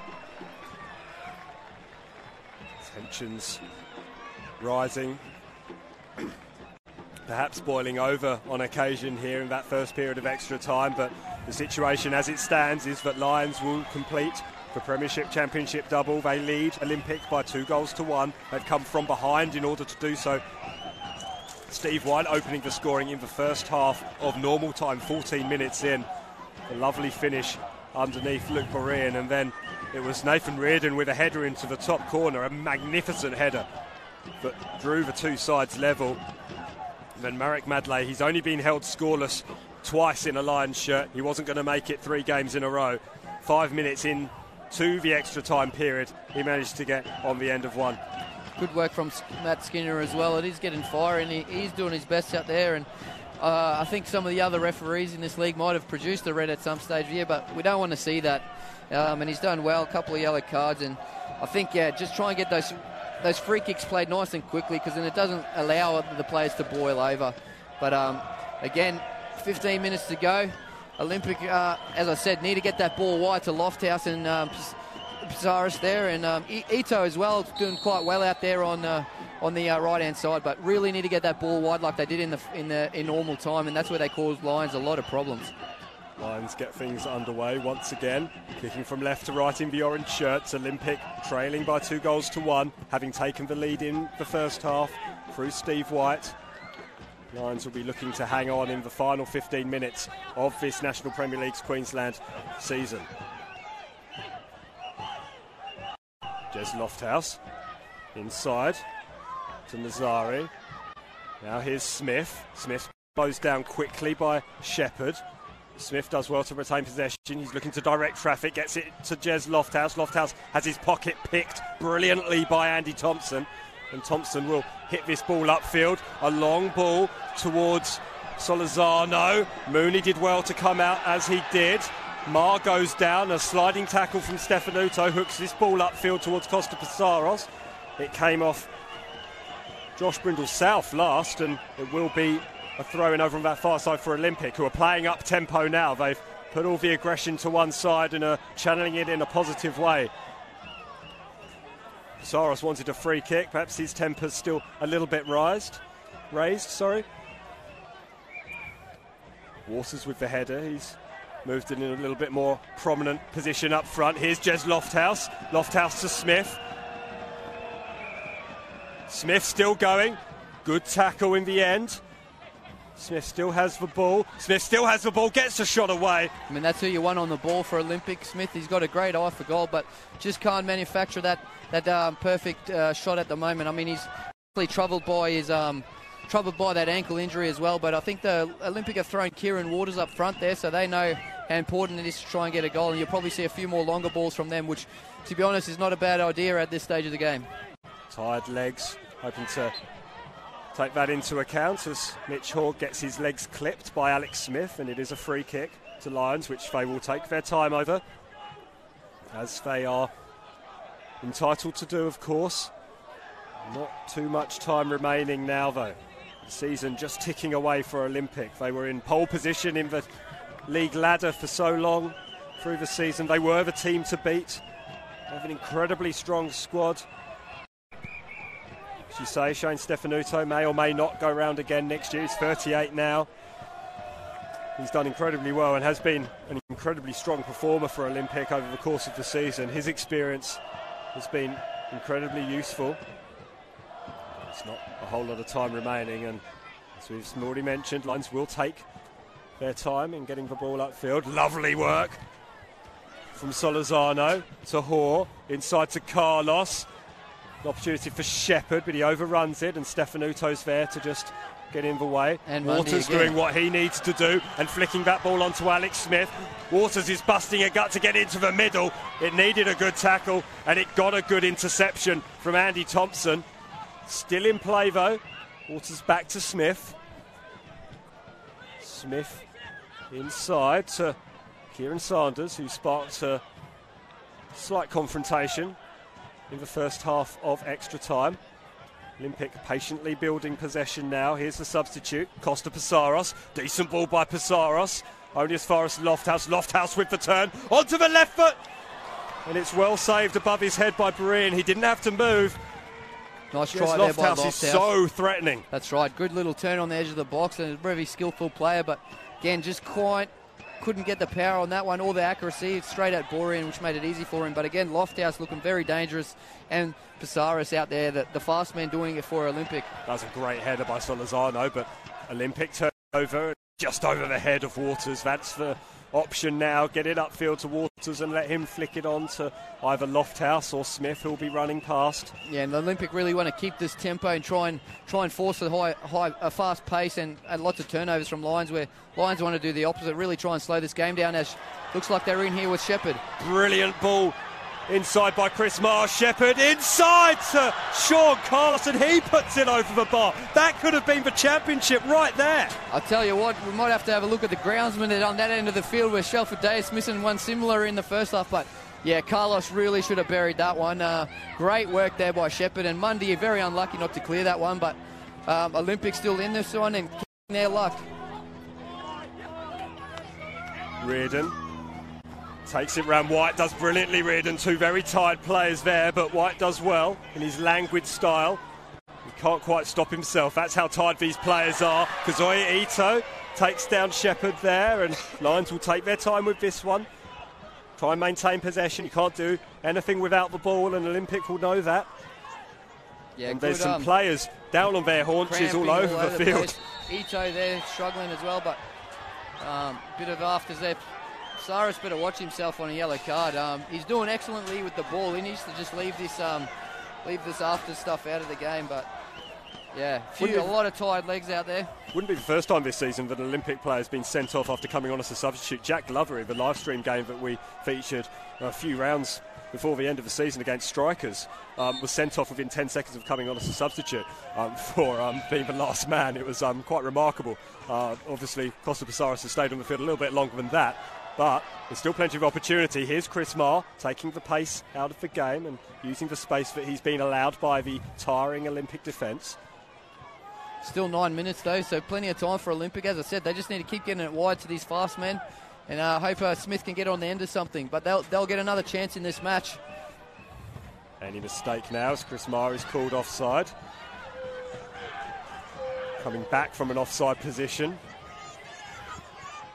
How tired Steve White is, down on his haunches, can't even muster the energy to move. Looks like he might be carrying a little bit of an injury, and that will be music to Mitch Haw's ears as he goes on a little run and uses his body effectively, and Mitch Haw could have kept running there. Tell you what, he probably should have done it, and great work there by him, even Salazano, but well done Saunders as well. I think put him under pressure. He's dropped a lot deeper, Saunders here, really trying to find Waters up there in the old centre forward position. There's a shot that comes in. That would have been some effort from all of 25 yards, but just, I tell you what, wide and high. He'll celebrate pretty crazily if he buries one like that. But yeah, you need some technique to put that in the top corner from there. It was an ambitious effort, but a tired effort as well. It's an effort that speaks of, I don't think I'm going to be able to take this ball down and make a run. Perhaps I might have to just do something off the cuff and produce something spectacular, and it might take something spectacular to beat Luke Berean. He's been absolutely magnificent, pulling off two incredible saves in the second half as Chris Marr goes past Saunders. Saunders will have to be careful. Marr does well, holding the ball up. He wants some support, goes into the corner, and that's sloppy from Chris Marr, and Saunders coming together off the field, and that's a little bit naughty. That was silly there. Lucky to get away with that one, I'm not going to lie. Little high five to the nether regions there on Chrissy Marr, so can't believe the linesman's missed that one. You watch it here on the replay. Oh, yeah. I mean, you can't argue with that. That's ridiculous. Again, Saunders, what are you doing, man? You're a better player than that.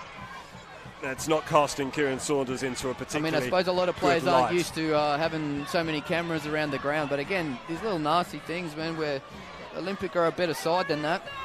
Steve White's coming off. James Kumineo will be coming on. Been an Olympic stalwart since moving from the QAS all the way back in 2014. He played his first game for Olympic, and play was allowed to continue before Steve White managed to get off the field.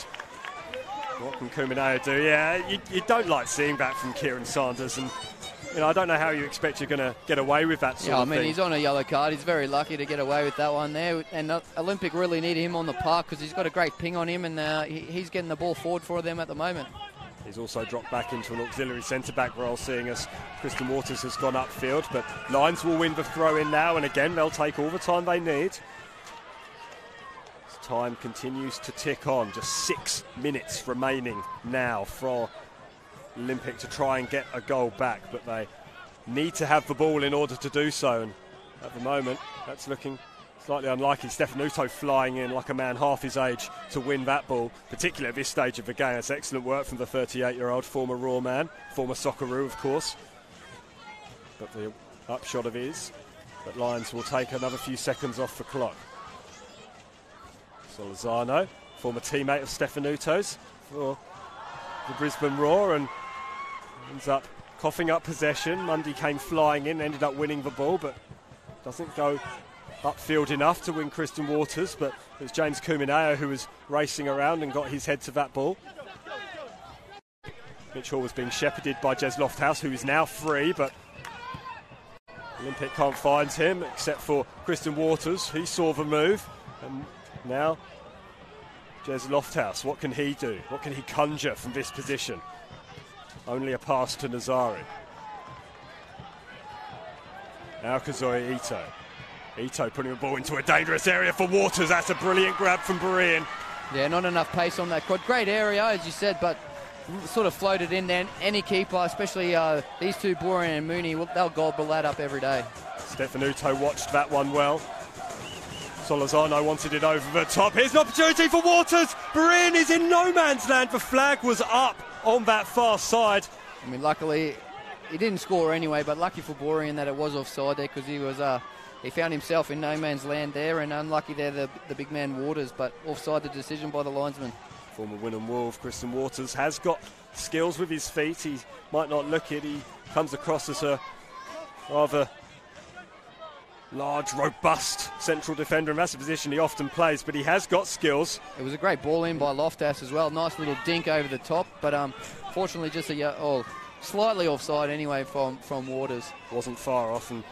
But yeah, he certainly is causing trouble up there, the big man. And Simic is not a small boy, but he's looking fairly small next to Waters right now. Here's Chris Marr. Chris Marr gets a little bit of rough treatment, then gets even more rough treatment by Mundy, and then Mundy throws Chris Marr to the floor. There's a lot of afters going on now, and it's in fact a Lions ball anyway. It's working against Olympic, to be honest, anyway, so it's a bit silly from them. I understand that they're frustrated right now, but again, Lions will enjoy this. They'll take as much time as they can. Well, they're starting to lose their composure, aren't they, Olympic? And part of the way they've played all season is being cool-headed and being able to make the most of opportunities. And at the moment, when when the blood's up and the red mist has descended, you can't have that composure, and that's what's costing Olympic here. That's right, and every time Lofthouse has got the ball, he's created something down here late in this match. So again, they need to get him on the ball. But yeah, Lions will be loving this, having it down deep in Olympic territory. 3 minutes remaining in the National Premier League's Queensland Grand Final. It's the Premiers leading the team that finished second to them in the ladder by 2-1. It's a Lions ball, and now Matt Mundy's losing his head a little bit at the assistant official on this near side, and there's things being thrown. This is very unsavoury now. Crowd, we don't need to do that. It had excellent support here tonight, and no need to be throwing bottles and whatnot. There is a Lions player down. I can't quite see who it is. Is it Salazar? Might be Salazano, yes. I think you're right. It'll be interesting to see this replay here once the mist is cleared. He is off the field, so Lions are expected to play on in this situation, but you bet your bottom dollar that they'll take their time over it. Referee just having a chat to a number of players again.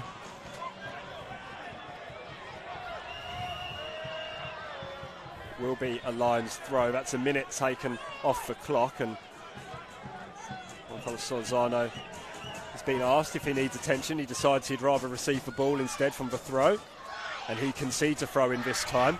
Mundy again with a little shove.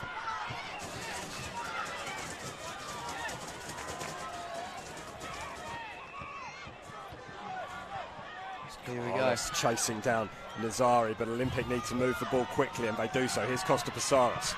Psaros is going to cut this ball onside. Smith's in here. Alex Smith gets the better of Thompson. Smith's still there. Smith goes down. Free kick is given rather belatedly by Matt Skinner, and that's much to the displeasure of Nathan Reardon and Danny Kim. They can't believe that decision's gone against them, but we'll have to see a replay, and here we go. It's a lovely ball through. Alex Smith in all sorts of space, and Danny Kim just... That's one of those. You really need to play the ball there from Danny Kim, and probably the right decision by the referee. And for Olympic, I suppose the positive is Smith is on the field. Can put him away from here, but surely it'll test out his ankle. But, I mean, you can't get a better opportunity than this. I'll say it quietly. This is almost the exact same position that Smith scored the go-ahead goal in the semi-final in the 85th minute of the game. We're now in the 120th minute of this one. I mean, can Lightning strike twice? And just about every player in the 18-yard box there, so I'm sure no one else but Smith is taking this one, and Borean probably knows it's going up and over the wall, but it'll be interesting to see if Smith decides to go far post rather than up and over. Borean is backing his wall. Smith knows that this is the opportunity. The crowd hold their breath.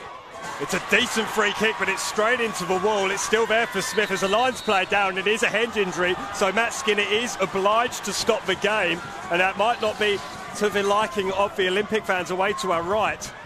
Yeah, I'll tell you certainly what, I mean, not the liking to Christian Waters to our left. I wouldn't want to be on the end of a free kick from Matty Smith right in the head, where Saunders again stealing Borean's beanie there. But he's embarrassing himself now, isn't he, Saunders? It's getting a bit stupid from him. it's not a fair reflection on the way he's played all season. That's right. He's they a are a niggly good character. side, but they're really letting some nasties come into it now, which is silly from them because, as you said, they've been a great side and deservedly the second best team in the competition. So, but again, it looks like Salazano there just getting treatment for the head knock there. I think it might be Matthias Simic who's down. I Oh, can't that's see right. him Yeah, it looks like wandering around. Simic. Sorry, Salazano here at the halfway line. But and Matt Skinner, he's had a good game. I mean, it has got quite combustible out there. Not And much he's else he can do, explaining. to be fair. I think he's done well not to send anyone off, but a few players really pushing the boundary, and we're doing well to keep 11 on the field. He was explaining there to Matt Mundy just why he had to stop the game, and he was saying, look, it's not up to me. And that's the rules, so that's fair. I know there's a lot of people called out there.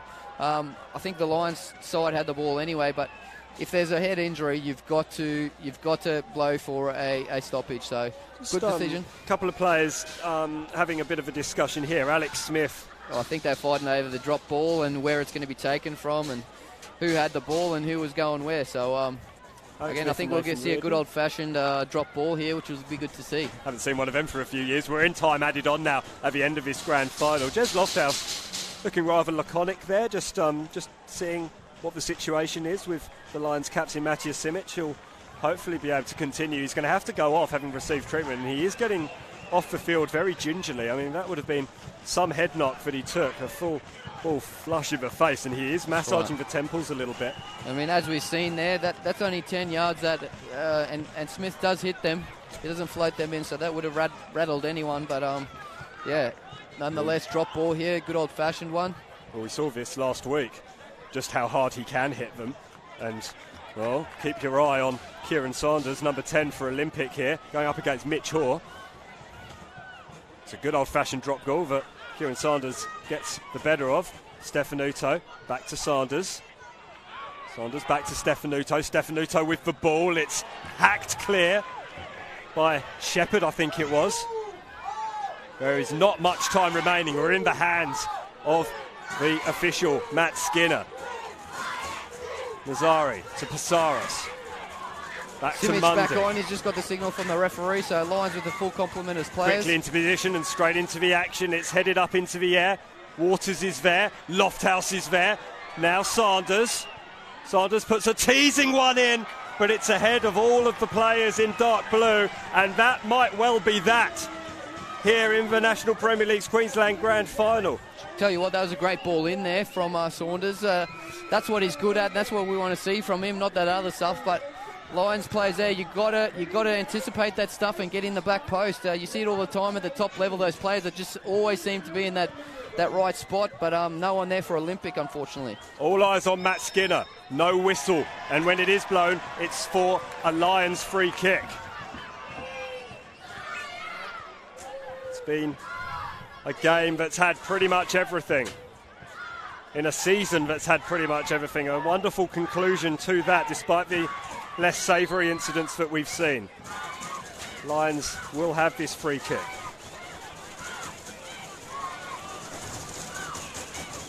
Simic onto the head of Kazuya Ito. Passaros. Mitch Hoare's going to get there ahead of Jez Lofthouse. Kim goes wide to Solazano. Solazano does keep the ball in, tries to turn it round the corner for Josh Brindle's South, but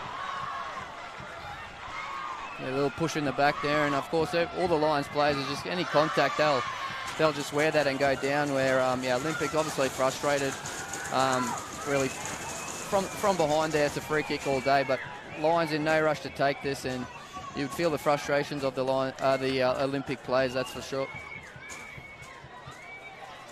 We're going to see a substitution from Warren Moon. It's going to be Carter Glockner, I think, who comes on.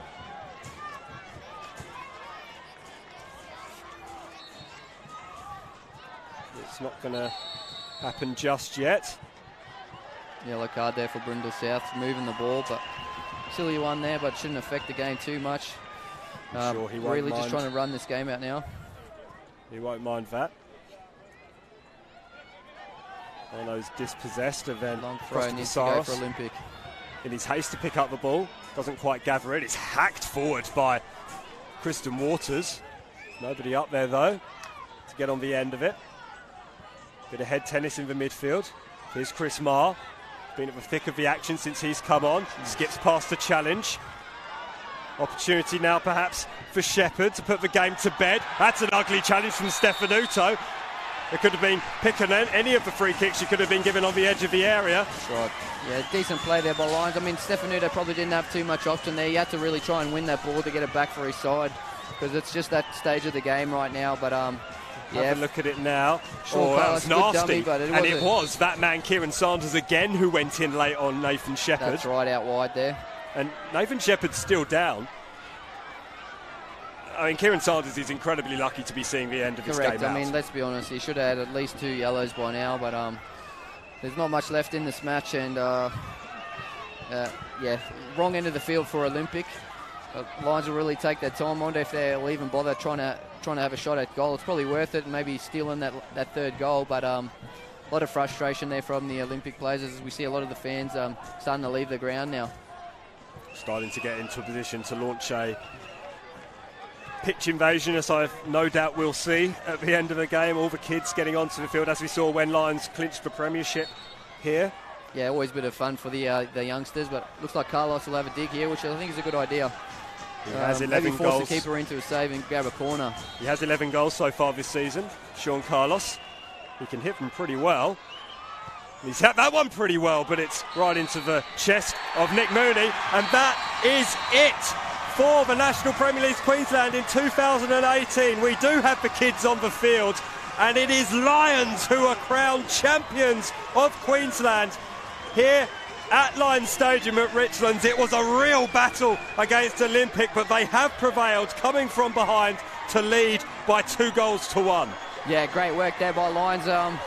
Over the course of the season, the best side taking out the premiership, and again, unfortunately for Olympic, couldn't quite do it here in the grand final, coming from a goal down as well to win 2-1 in extra time. Great way to do it from the Lions players, and that man there, Madley, coming up with the goods, but unfortunately tough end to the game for the referee, that's for certain. A few unsavoury little incidents there late on in the game, but yeah, I mean, I remember running on as a kid when you didn't really know what team won, you just knew that you were on the field, and a lot of young Lions supporters out here getting around, running around on the field, but very tough contest, and congratulations to Olympic as well. I mean, they've been the second best side this whole year, and I know it sounds that's calling them the losers, which they are tonight, unfortunately, but at the end of the day, the two best sides made it here, and it was a great contest right to the end, and Lions, as they have done all season, just shading it. None of them left anything out there, did they? It was full-blooded. It couldn't have been harder fought, really. You see players on the deck. You just saw Nick Mooney on his knees in anguish, having conceded 2 goals, but neither of them could he do anything about. He was exceptional today, as indeed was Luke Breen. He really kept his side in it. And that's right. I mean, both sides can really hold their heads up high. In particular, as you said, Borean and Mooney in goals. Terrific job from both of those guys, and some fantastic saves where Olympic probably thought they could have won it in normal time. But like any grand final, you just got to keep fighting to the end, and it's those little 1%ers that can make the difference. I mean, credit to Olympic. Mundy was exceptional at the back, as was Stefanuto there as well. And if that is Stefanuto's last game as a semi-professional / professional soccer player, hats off to him for a great career. And he had a great game tonight and really, really pushed. Unfortunately for Olympic, they just couldn't do it. And yeah, got a bit heated there at the end. Amazing support as they go over to clap their crowd. Excellent to see that kind of thing here behind the goals. Away supporters, as it's called, but really came out on song, and unfortunately for them, it's commiserations. And yeah, they'll be disappointed, Olympic, but they did give it everything, and this support is absolutely fantastic. We don't often see it at this level in this country, unfortunately, but we've had some really impressive support here, and they've really added a lot of colour and certain amounts of excitement to the occasion. It was a great game really and a great grand final, and both sides look very tired there. Even the Lions players, I mean, they're celebrating the win tonight, but a lot of boys on hands on knees there, but a great win for them, and I'm sure they'll be celebrating long and hard. And just Warren Moon, they're going over to congratulate Ben Kahn as well, the Olympic coach. Both the best 2 coaches in the league, obviously, and credit to those two as well. Just a reminder, of course, that Lions season isn't over. They head to the national competition and they're going to host Edgeworth Eagles from northern New South Wales, who lost their grand final yesterday to Broadmeadow. 7:30 kickoff here next week. We'll be on hand to bring you all the action from that one. But it has been a remarkable night here at Lions Stadium. We'll just check out the highlights here on this game. That was where Merrick Madley got his injury, and it was very brave effort from Nick Mooney, from both players really. He's just gingerly getting up here and just starting to feel the back of his head, and he was never able to really recover from that. Jez Lofthouse, he was magnificent all season, all game as well. He had a very good impact on this match. I mean, that was a big one there from Smith. That really could have made the difference for Olympic. But, yeah, I mean, he tried hard. I'm sure that ankle would have been troubling him a lot, and bore in lucky there as well. Lofthouse had an excellent game. I felt he can really hold his head up high, not only tonight, but for this season as well. He's had a great game, as we see some afters here. But that was the incident that sparked the mini coming together. Andy Thompson really taking exception to that two-footed tackle from Kieran Sanders, who really let himself down, really, if we're honest, in extra time. That's right, late in the game. I mean, the referee did well overall, but there certainly could have been a couple of, or should have been a few red cards there, if not second yellows for the red card. But, yeah, it's unfortunate that it did go that way. But, again, both sides fought to the death in a real tight contest once again. There's Lofthouse again proving his trickery, and you just wonder what difference it would have made had Alex Smith managed to be on the field from the start for Olympic. I mean, he was a big absence for them tonight. Yeah, massive loss for Olympic, being one of their key men. But in saying that, Lions were without Gerard at the back, who's been a stalwart with Simic all season. But again, credit to Lions. They've done it all year. They've turned up. I'm pretty sure most of the people started the season when they were doing their predictions didn't even have Lions in their top four. And not only to be the premiers with the lowest goals conceded in all of the NPLs around the country, final 32 of the FA Cup and round of 16, which unfortunately wasn't to be, but premiers and GF winners. And this was the moment from Smith that nearly knocked out. I mean, it did hit him square in the head. So Matthew Simic, he went straight down, didn't he? It looked like the side of a head. That could have been really nasty. I mean, it was some free kick from Alex Smith, but that was the moment. And that is pretty much all from us here tonight from Lions Stadium. Jonty, thank you so much for joining me here today and for bringing us all the action from the National Premier League's Queensland Grand Final. I've been Simon Smanley. It has been an absolute pleasure to bring you all the season from the National Premier League's Queensland. Thanks to Double Take for all their efforts in bringing us all the extra cameras and highlights and replays tonight. Thank you very much for joining us. We hope you enjoy the rest of your Sunday. We'll see you for the national rounds next weekend. It's good night from us.